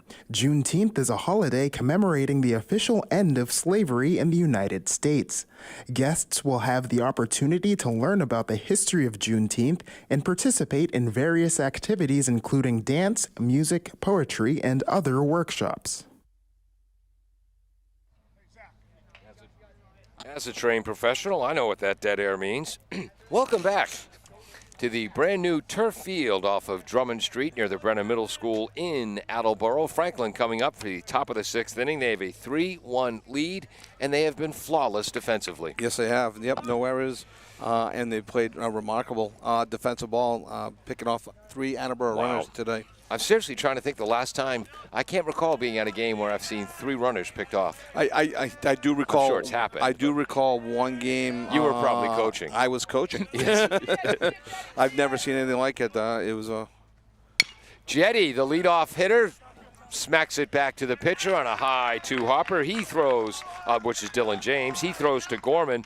1 pitch, 1 up, 1 down, and Dylan James has pitched well, Kevin. Yeah, 42, now 43 pitches through his 3 1/3 innings. Really pitching well. Hasn't gone over 18 pitches in an inning. You really want to keep your pitch count low and work in your rhythm. He has a great rhythm going. And another Again, swinging at the first pitch, right back to the pitcher. 1-3 if you're scoring at home. Now I'll tell you, the batter was Henry DiGiorgio, the freshman shortstop who had walked, struck out looking, and now ground back to the pitcher. We go to the top of the order. Ryan Garrity had a base hit to right field, stole a base, and scored in the first. A bunt single, and scored in the second. Struck out swinging in the fourth. Gonna take this pitch. No. And there was your classic 58-foot slider. Ball 1. I was going to say, if you're a betting man, this is a pitch that I guarantee he is taking because nobody wants to go down 3 pitches to 3 outs. James, fastball with a little pop on it, but high, 2-0. I'll notice that sometimes that the fastest ball thrown is usually high. So I don't know if it's got something to do with the release. Yeah. And they miss high, and that's usually the fastest pitch you'll see of the game. James catches the outside corner, 2 balls and 1 strike, and I like the pace James is working on because it means Kevin has less time to speak. Ow, what'd you kick me for? So much to say. I know. Nice curve. Oh, yeah. Lash to Tabor at second on the 3rd hop. Wow, can he run? He was flying. Tabor got Garrity by a half a step, maybe a step top, and that was a well-hit ball to second base. Well hit, yep. And a 6-pitch inning for James. Wow. And of the last 6 outs, Tabor at second base has 4 of the assists. After 5.5 innings for Franklin, 3 runs on 6 hits, 1 Attleboro error, 7 runners left on base. 2 of the 3 runs are earned. Attleboro 1 run on 5 hits. 2 left on base, 1 earned run. We will be back with a bottom of the 6th, 3-1 Franklin right after this. Bristol Glass, 110 North Main Street in Attleboro, has supported local high school sports for many years. Bristol Glass has been chosen for glass replacement projects for home and business for over 60 years. From shower doors to auto glass and mirror replacement, Bristol Glass is ready to do the job. They accept most insurance plans and serve several communities around the Attleboro area. They're open weekdays from 8 a.m. to 4:30 p.m. You can contact them at 508-222-5810 and on the web at bristolglass.com. Join magician and juggler Scott Jameson for an outdoor performance for families of all ages. Scott's performance will take place at Balfour Riverwalk Park in Attleboro from 3 to 4 p.m. on July 8th. Umbrellas will be plucked from thin air, a drawing will come to life, basketballs will be spun and juggled, and a member of the audience will unlock telekinetic abilities. This program is sponsored in part by a grant from the Attleboro Cultural Council. Registration for the event begins on June 14th. To register, you can contact Crystal Brown via email at attleborokids@salesinc.org. Welcome back to AACS 15 Sports. I'm Paul Healy, along with Kevin Callahan, our crew, Dave Angel, Peter Bray on graphics, Jim Jones, our engineer in charge. Any updates from the softball game? Yes, it starts at 6 o'clock. Aha. I thought it started at 3:30. I sent off a text to Mrs. to Kelly Camacho. Said, hey, any updates? She's heading there now. And the game starts at 6. Well, so in the that score case, is 0-0. Did she at least give us a traffic report? No traffic report. You go look out for that truck turnover on 495. There's always one. Kelly Camacho, if you're not going to hustle. For a few batters, let's turn it over to Kevin Vince Scully Callahan. We got Cam Foster batting here in the top of the Cam makes his home in Attleboro, Massachusetts. He took special ed. What?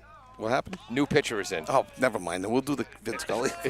Ball one low. It's a left-handed pitcher. Just say how he helped out with special ed classes in the offseason, and we have a new pitcher. Ethan Volnicki is in, the junior left-hander. Ball one low to Cam Foster.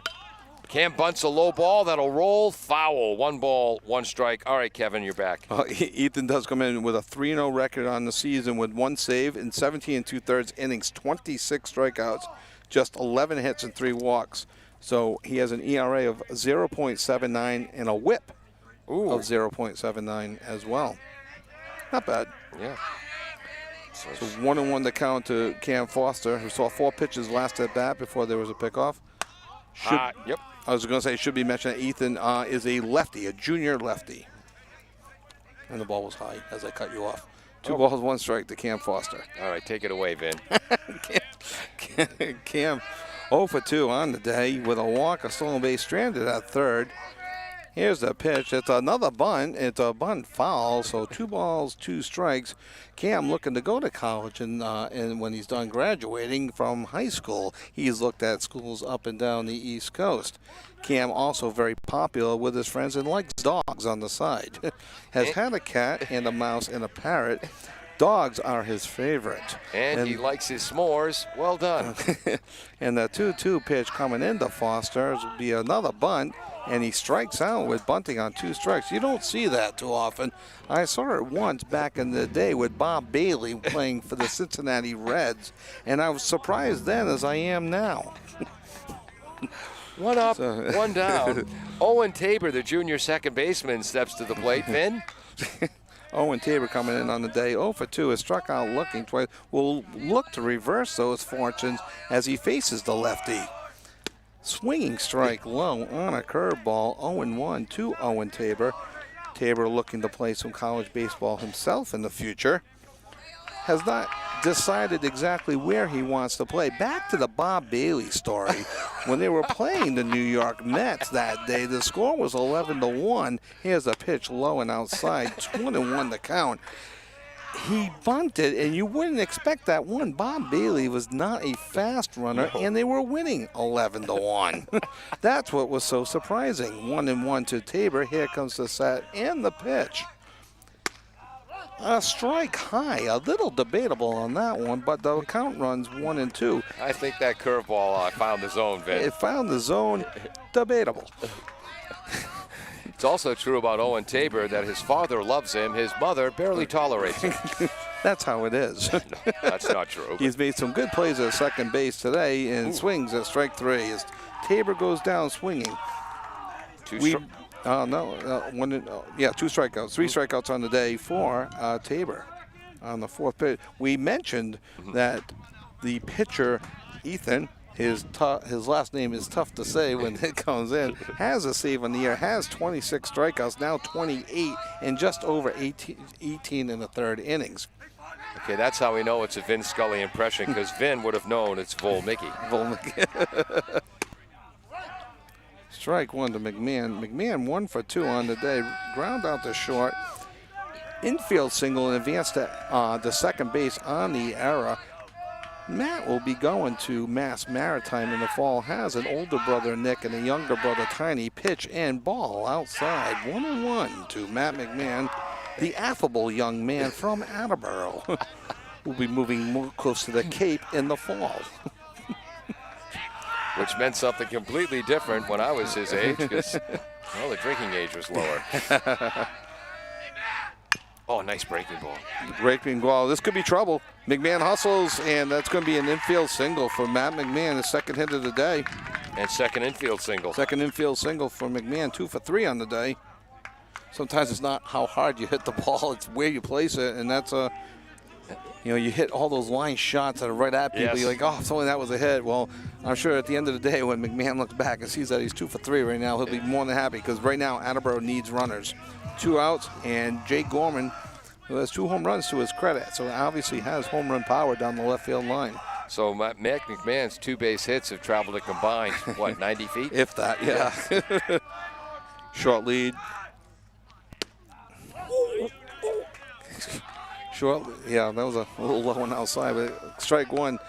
left-handed pitcher had McMahon leaning back towards first base on that one. Attleboro does not want to get picked off again. Going over there now. Not a pitch, even though it was about the mark one. Yeah. Nate Cook, good job at first base, coming off the base to get that ball. Very good. So, Vin, it's 0-1, 1-1, right? 0-1 to Jay Gorman. He'll be going to Framingham State as there's another pickoff attempt. This one sends McMahon diving back to the base. Gorman picked Framingham State because of Coach Sean Callahan, no relation to broadcaster Kevin Callahan, Yee of the high school games. He picked it because of the pitching influence from Callahan. The pitch goes low, 1-1. He's McMahon also a big does that fan move. of the nickname Rams. Oh, yes, the Framingham State Rams. Sorry, Vin, you're not used to working with someone. Vin's a solo act, I work folks. alone. I've been trying to tell people for 60 years. Back in my days in Brooklyn, it was called Flatbush back then. Ball up and away. 2 balls, 1 strike to Jay Gorman. A pitcher first baseman has seen time at third in the past. Just want to tell you, Vin, we've reached the 2-hour mark in this ball game. We're in the bottom of the 6th inning, 3-1 Franklin. The game started slow, but is moving on as the pitcher Ethan steps off Old Mickey. He steps off the rubber and drives McMahon back to first. 2 balls, 1 strike to Jay Gorman, the Vin, Husky pitcher, first baseman. Did you have to take a deep breath before you tried that last name for Old Mickey? I had to look at it and sound it out in my head. There's a swinging strike on the ball, low and away, 2-2. Gorman, also on the member of the basketball team, averaged 3.4 rebounds to go along with 1 assist this season.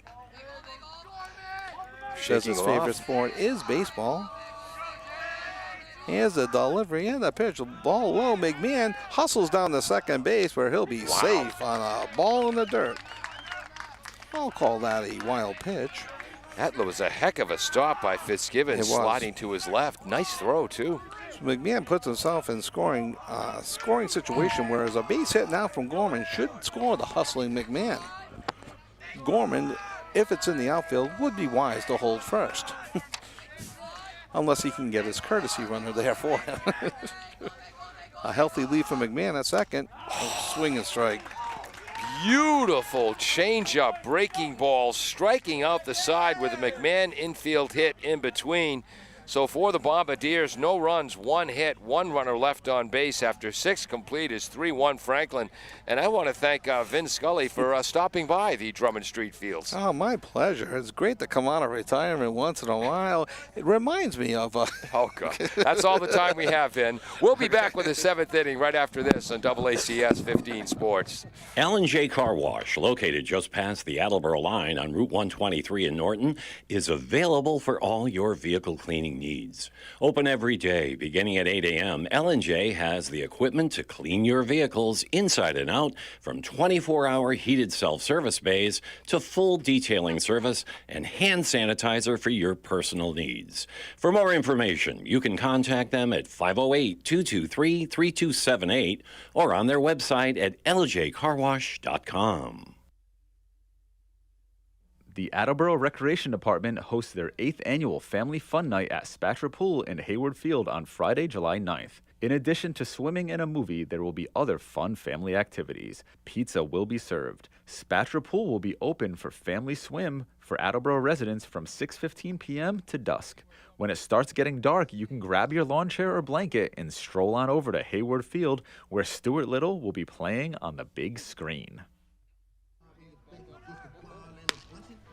Welcome back, and to some fans' disappointment, it's me, Paul Healy, along with Kevin Callahan, who just did his outstanding Vin Scully impression. The voice isn't perfect, but the inflections, the pace, and the tone, God, did you nail that. Thanks. Man. Need some work on it, but it's... Well, you're not Rich Little, I mean. But Rich no, Little. Yeah, does anyone, ask your grandparents who Rich Little was. We head to the top of the 7th. Franklin 11-1 on the season, holding a 3-1 lead over Attleboro. And a big story in this game, not 1, not 2, but 3 different Attleboro base runners have been picked off the base paths. Yes, that's been the story. And story number 2, Dylan James coming in, and relief of Billy Saltmarsh, who's struggling. got himself out of some jams. Strike one. To Chris Good, caught the outside corner. Good has struck out swinging, base hit and an RBI to left field and walked. And James is coming in. He's pitched 4 solid innings, just 48 pitches. Most importantly, no runs. Fastball catches the outside corner. 0-2.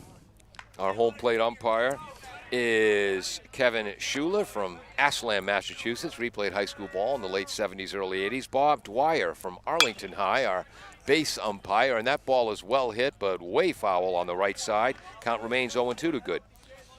And again, I mentioned Franklin coming in averaging 7.08 runs per game, giving up 2.08. Attleboro coming in averaging just over 4 runs a game and giving up 3 runs a game. Tried to get Good to chase. He didn't, as that breaking ball was way outside. Camacho couldn't reach it, and it wasn't due to lack of effort. No, he's dove for that. So we have to stop complimenting James. Yeah, we did exactly. compliment him, and then just low, 2 balls, 2 strikes. Well, they call those pitches 0-2 the waste pitch. Yeah. And, well, he wasted one. It's actually probably a good thing that that Good didn't go swinging after, because he'd be standing at first base right now. Yes, that's right. Low again, missing low and outside. 3-2. All right, we've established that Chris Good's not going to chase the ball low and away. Exactly. 3 consecutive times. 3-1, Franklin, top of the 7th on a beautiful, beautiful late spring day. James takes a little walk around the mound, kind of resets himself. Low, ball 4. All 4 pitches, well, the last 3 pitches in that same spot, low and away. For James, that is his 3rd walk? 3rd walk. Against 2 strikeouts? I believe so, yes. 1, 2, 3, yep. Yep, 2 strikeouts, 3 walks. There it is. Okay, this brings up Jake Fitzgibbons, one of their senior captains, an outstanding catcher. Fouls that one off to the left. It is 0-1. He had a base hit for an RBI, base hit to center field for an RBI in the bottom of the 1st. How did he get on in the bottom of the 2nd? Walked. There it is. That's what I missed. Okay. And he got thrown out at 2nd. Well, his pinch runner was thrown out, runner, right. on a sacrifice fly by Nate Cook, and he grounded out to 2nd to Tabor. And the ground out to 2nd out to Tabor was off Dylan James. Yeah. Curveball for a strike. So he gets ahead 0-2 again. Runner not looking to advance. So it's 2 batters in a row. He's gotten up 0-2. Yeah. He did lose the first one, Good, Chris, to a walk. So 0-2 to Fitzgibbons, the senior catcher. Attleboro second baseman Tabor with 6 assists today. Curveball. Fitzgibbons waits for it and lashes it into left field.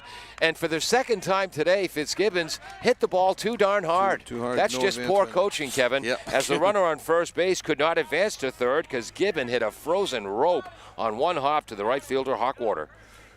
And that's where you'll see, like mentioned that Dylan James is a sophomore. He had 0-2. He tried to waste pitches. Almost too many led to the walk. This time it was 0-2, and he left too fat over the middle of the plate. So you got to find that happy medium of not making a real good pitch on 0-2. Camacho comes out behind the plate and gives his infielders a series of signs. That was the left-handed hitting Fitzgibbons with his 2nd hit of the day. Now the right-handed hitting cleanup hitter Nate Cook, who's walked, hit a sacrifice fly, and struck out. They're expecting the bunt, Attleboro is. And here it comes. Woo, goes for it. It is low. That's strike 1 to Nate Good. That's the cleanup hitter bunting. You don't see that in MLB. It's why I love high school and Legion level baseball. You had Mac McMahon charging in from 3rd and Cam Foster racing to 3rd for any steal or plays on the bunt. You had Gorman also charging in on 1st. 1 strike. Umpires are conversing with the strikes. And you had Owen Tabor covering 1st on that, leaving 2nd base open, but that's not your play on a bunt anyway to 2nd. Did you hear that? The home plate umpire, Kevin Schuler, said to Bob Dwyer, "What's the count?" Dwyer said, "Ask Callahan." Yeah, exactly. Hey, if you want to write. Showing bunt again. Missing outside part of the plate. 1 ball, 1 strike to Nate Cook. Not offering. Gorman was charging harder than McMahon on that one from first base. So McMahon, I think, any ball he fields will obviously be going to 1st. Yeah. Gorman, any ball he fields will look to go to 3rd first and then get the out at 1st. Looking in to get the sign is James. Look back at 2nd. Looks Small again. lead at 2nd. Foul ball. Bunt attempt is fouled back. Tips off the glove of Camacho. Count as 1 ball and 2 strikes. Nice hustle by the on-deck batter Jaraz to go get that. Keeping the game moving, he is. Yeah. So Either that or it's because he's a sophomore. He didn't want the seniors to yell at him. Exactly. Sick of them yelling at me. The 1-2, the bunt most likely is off. It is. Big curveball. Nice job by Good to stay alive. Late swing to foul that back. Count remains 1-2. Yeah, he was good. Nate Cook was on that one. The hips were coming forward, but he did a real good job keeping his hands back. Yep. And did just enough to follow it off to stay alive. 1 ball, 2 strikes. Runners off first and second.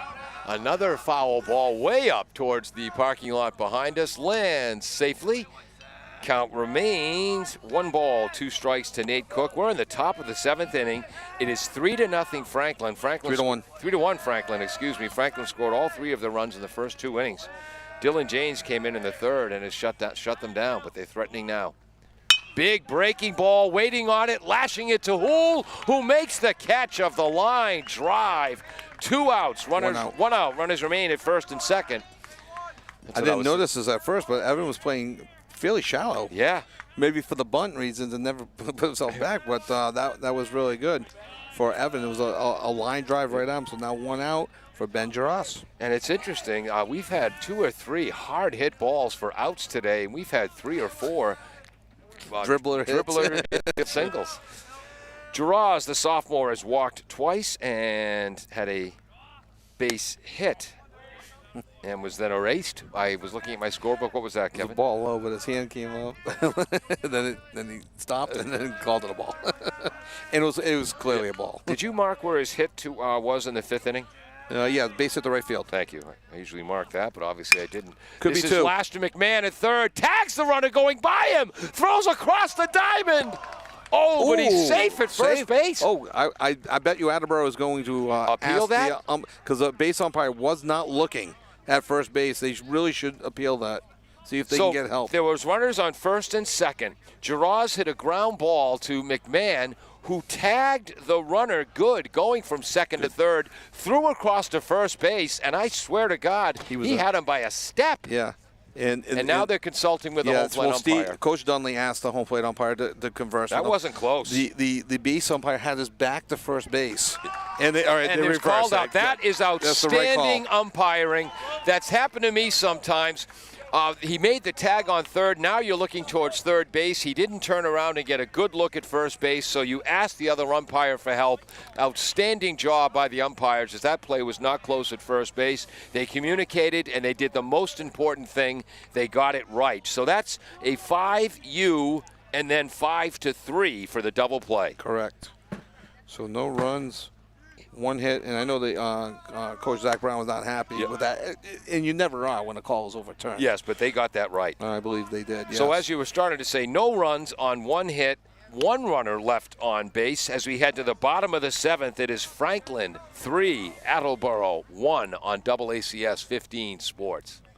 L&J Car Wash, located just past the Attleboro line on Route 123 in Norton, is available for all your vehicle cleaning needs. Open every day, beginning at 8 a.m., L&J has the equipment to clean your vehicles inside and out, from 24-hour heated self-service bays to full detailing service and hand sanitizer for your personal needs. For more information, you can contact them at 508-223-3278 or on their website at ljcarwash.com.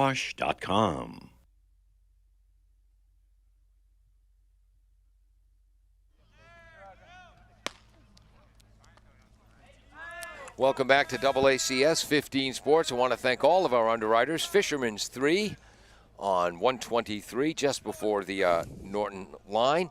Open Thursdays through Sundays. Bristol Glass on North Main Street, who helped fix Kevin Callahan's broken windshield from our last softball game. W.H. Riley & Son, which is a great company, even though they're in North Attleboro. Claudino's Auto, who's replaced a brake line in one of my cars a few years ago in Attleboro. The Betting Center on Pleasant Street, and LJ's Car Wash across the street from Fisherman's 3, just over the Norton line. For the Bombardiers, Evan Hool is up. He's grounded out to shortstop and second base. The pitcher, Mickey, a breaking ball, left-hander outside, ball 1 to Evan. Attleboro will send Evan Houle, Bailey Camacho, and Dylan James up here in the bottom of the 7th as they trail 3-1 in a very well-played game. Yep.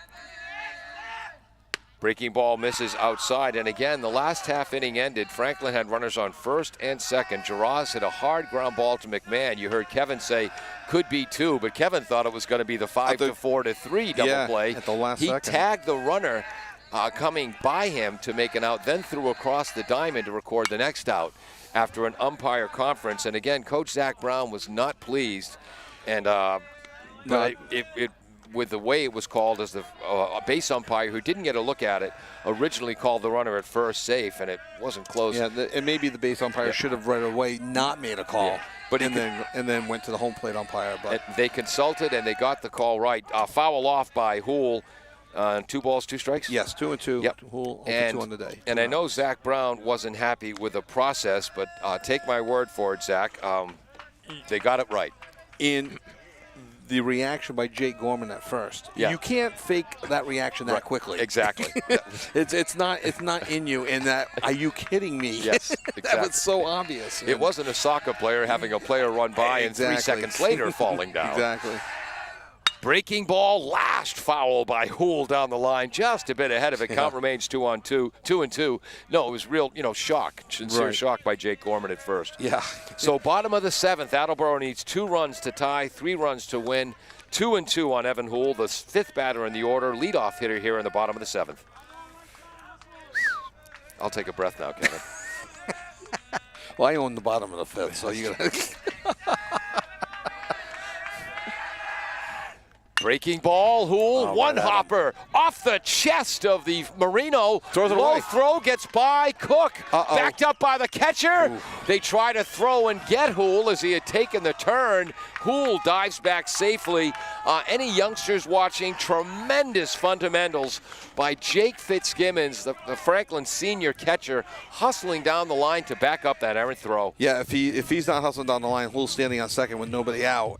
And it was a good play by the second baseman first. He fielded it off his chest, kept it in front, and then he just threw it away. Evan made a baseball move to second base, so they knew they could get him out. Had to dive back to the base and almost had him there. So that's the first error of the game for Franklin. So Attleboro has the leadoff runner on. Bailey Camacho is up. Back to first. Diving in is Evan Houle. Again, nice left-handed move by the left-handed pitcher, Volomicki.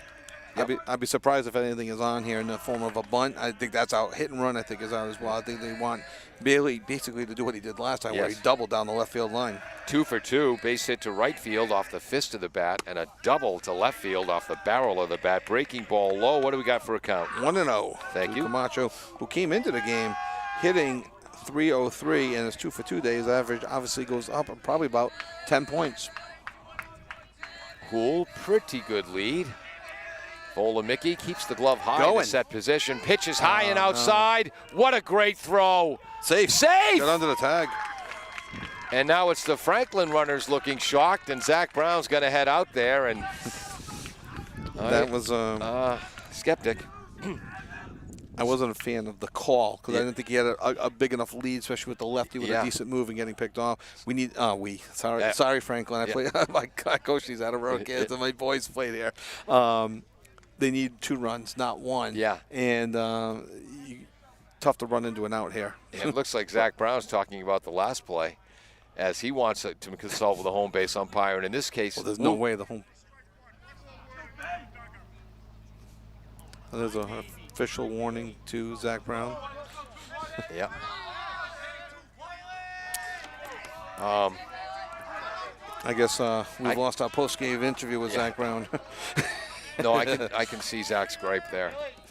That's 2 close calls that have gone. Well, 2 calls that have gone against him. The first one the umpires got right. The second one, tough from our angle. I mean, the umpire is in the best position there, better than us. It looked like an out. 2-0 to Camacho. Yeah. Now again, if Bob Dwyer, the umpire, sees a missed tag, he's right there. Right. We would not have been able to see that from this position. Exactly. Okay, 2-0 on Bailey Camacho. Again, 2 for 2 with he scored the only Attleboro run. Bottom of the 7th, Attleboro down 2 with a runner in scoring position. Big gap between first and second.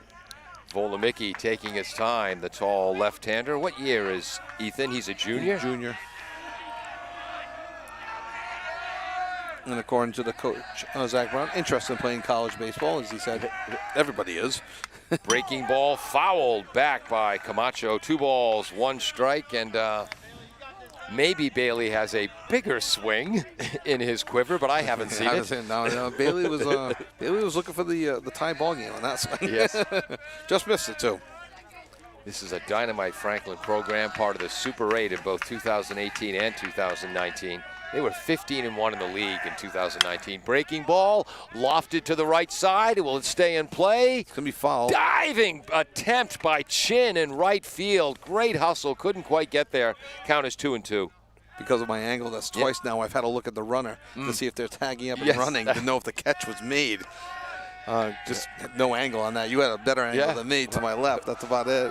So who dove? The right fielder? Yeah, Chin. Yep. Was he close? He was. Missed it by that much. Yes. For you fans of Get Smart, Bailey Camacho is up. 2 for 2 in the day. Outstanding senior catcher, one of the captains for the Bombardiers. This is an outstanding contest between Volomicki and Camacho. I'm feeling Bailey's going to call timeout. Nope, he did not. Goes to the set with the hands in a high position. Breaking ball, swing and a miss. What a pitch. A late break to that and took something off it. Camacho was ahead of it. Took a little something off of that, yep, and a little bit high. It was close enough to swing at. Might have been, if you let it go, might have been a little high, but definitely a pitch that I don't think we've seen yet. Not thrown exactly that way anyway. Yep. Volomicki's 5th strikeout since, fourth strikeout, yes. But all 4 of his outs have come by the strikeout. Right. Where Attleboro had not struck out, they had struck out only 4 times in 5 innings. Yep. They've now struck out in 1 and 1/3 innings. Dylan James, who's done an outstanding job. He has pitched from the third through the 7th inning. Did not allow a run to Franklin. Allowed 3 hits to Franklin.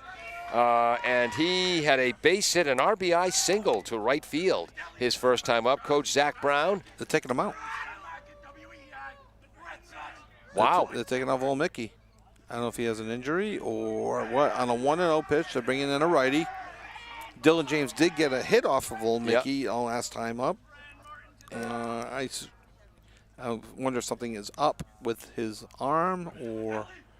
They want to bring in the right-handed pitcher to face the right-handed Dylan James. Yeah, very rarely do you see that in high school, righty-righty, lefty-lefty matchups. But and Volomicki heads out after doing a pretty darn really good job. Yeah. Allowed only 2 base runners, allowed 1 hit, and that was an infield hit. Through 30 pitches. And Now it's got nothing to do with days of rest because they're not playing tomorrow. But they're bringing in, well, we'll tell you who they're bringing in. Number 24. James Kuzmiak. And with Kuzmiak warming up, we'll take one final break. It's the bottom of the 7th inning. Franklin 3, Attleboro 1. Attleboro has a runner on second, 1 out. Bristol Glass, 110 North Main Street in Attleboro, has supported local high school sports for many years. Bristol Glass has been chosen for glass replacement projects for home and business for over 60 years. From shower doors to auto glass and mirror replacement, Bristol Glass is ready to do the job. They accept most insurance plans and serve several communities around the Attleboro area. They're open weekdays from 8 a.m. to 4:30 p.m. You can contact them at 508-222-5810 and on the web at bristolglass.com. The National Black Doll Museum, in partnership with Attleboro area organizations, will hold their Juneteenth Jamboree at Capron Park on Saturday, June 19th from 11 a.m. to 4 p.m. Juneteenth is a holiday commemorating the official end of slavery in the United States. Guests will have the opportunity to learn about the history of Juneteenth and participate in various activities including dance, music, poetry, and other workshops. All right, welcome back. Kevin is going to do this all from memory. He's not going to look at his notes. Tell us about James Kuzmiak, the junior right-hander who's come in to try to close out this game. He's got 3 saves on the year. Clearly the closer. He has pitched 12 in the 3rd innings. He has 16 strikeouts giving up only 9 hits and 2 walks with a 1.14 ERA, a 0.89 WHIP. He's got a curveball. He's got a slider. He's got a fastball. All right, now. I heard the coach tell the catcher this is the sign for curveball and slider. So I put 1 and 1 together and came up with he's got at least 3 pitches. So the count is 1-0 to Dylan James with a runner on second and 1 out. Evan Hool. Who's that? Evan Hool's on second base. And James looks at a pitch. Fastball catches the outside corner. 1-1. That has some movement. Yep. That ball has some movement. I am hearing from a remote correspondent. They think they got the call right. The remote correspondent at second base on the Evan Hool. Okay. So that would be a missed tag, which the GoPro camera would have a better look at than we would. Just missing on a late breaking pitch. I think that's the slider. It's 2-1. Again, a big hole between first and second. First base was not playing too far off the line, trying to prevent doubles down the line. Second base was shadowing second, the hold hole. So there's a big hole between first and second. That's where James went last time with an RBI single. Kuzmiak to the stretch. Catches the outside corner again with that late breaking pitch. 2-2. And again, Evan Hool, he's a coach's kid. So he'd be the one to slide into the base looking like you're going with your left hand and then reaching around with the right. He's crafty enough to do something like that. Yep, absolutely. Kuzmiak has a 2-2 count on Dylan James. Where would Attleboro be in this game today without James? Yeah, he's really solidified. Breaking ball stays up. It is a full count. Seen a lot of breaking balls stay up today. Yeah. It's I wonder if there's something with the grip. Maybe they should use that tack stuff that they're talking about. Basically. Well, that is, again, the humidity went away, and I think the ball would break less. That's a good point. Kuzmecki to the stretch. Fouled off the plate, back towards the screen. It'll be retrieved by Attleboro's Nate George. Count remains 3-2. 3-1 Franklin, bottom of the 7th. 1 out, runner on second. Tying run at the plate. Big swing by James. Got to remember, like all batters do, don't play ahead, even though you swing hard. Yep. Same mechanics. Kuzmias. Long look in. Low. 0-4. Wow. So now at first base will be the patient Dylan James. Staying at second is Evan Hool, and Nate George, the center fielder, comes up. He has grounded out to short, popped out to second. And I think Coach Dunley is making a switch somewhere. Yep, there goes for Dylan James, and I'm assuming courtesy run. Right. Eric Lorella, the senior. Yep. Who has been a courtesy / pinch runner often this season. Because he can pick him up and put him down. Responsible for scoring 4 runs on the year. And they play the walk-up music for the left-handed or right-handed batting Nate George. 3 stolen bases for Lorella. Hopefully he's not stealing in this situation, unless it's a double steal. Yes, because Hool's at second. Catches the outside corner, strike 1 to Nate George.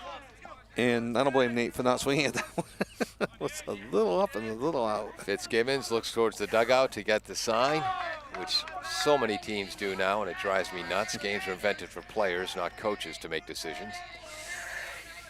Slow breaking ball, swing and a miss, strike 2. So he's a real nice pitch. Yeah, he's got that hard late breaking pitch, which might be the slider. That was more of your classic 12-6 curveball. Yeah, that was a nice curve and a real good grip on it. And George just missed it.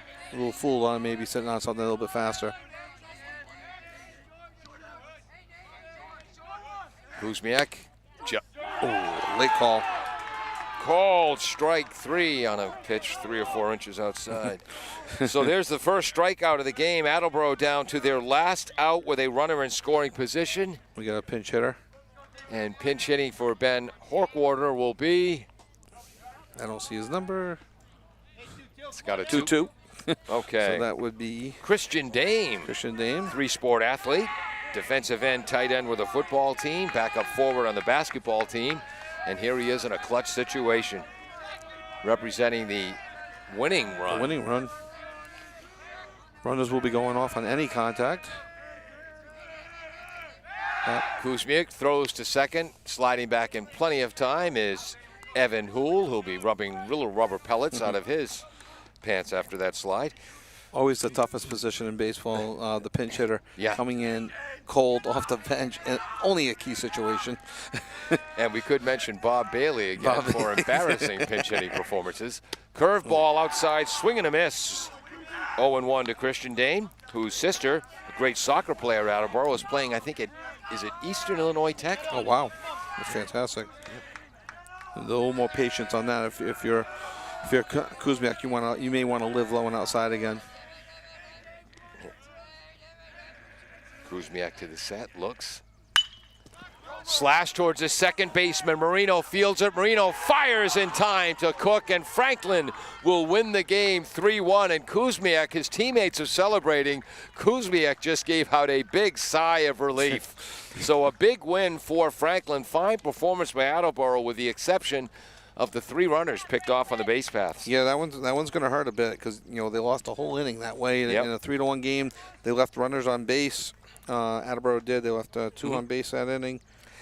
And won the inning before, for a total of 5 in the game, but 3 in the last 2 innings as well. So, then you had, 3 runners picked off. So that's 8 runners in a way, either left on base or picked off. So for Franklin, 3 runs on 7 hits, 1 Attleboro error, 8 left on base. 2 of the 3 runs were earned, and for the Bombardiers, 1 run, 6 hits, 1 Franklin error. Here in the last inning, 5 left on base. Their run was earned. The winning pitcher is Musiaroni,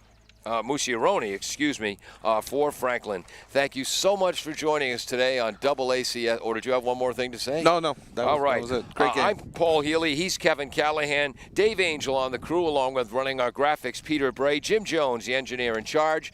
And thank you so much for joining us on Double ACS 15 Sports. One last time, Franklin 3, Attleboro 1. Franklin moves to 12-1 on the season. The Bombardiers to 4-9. Have a great day, everyone.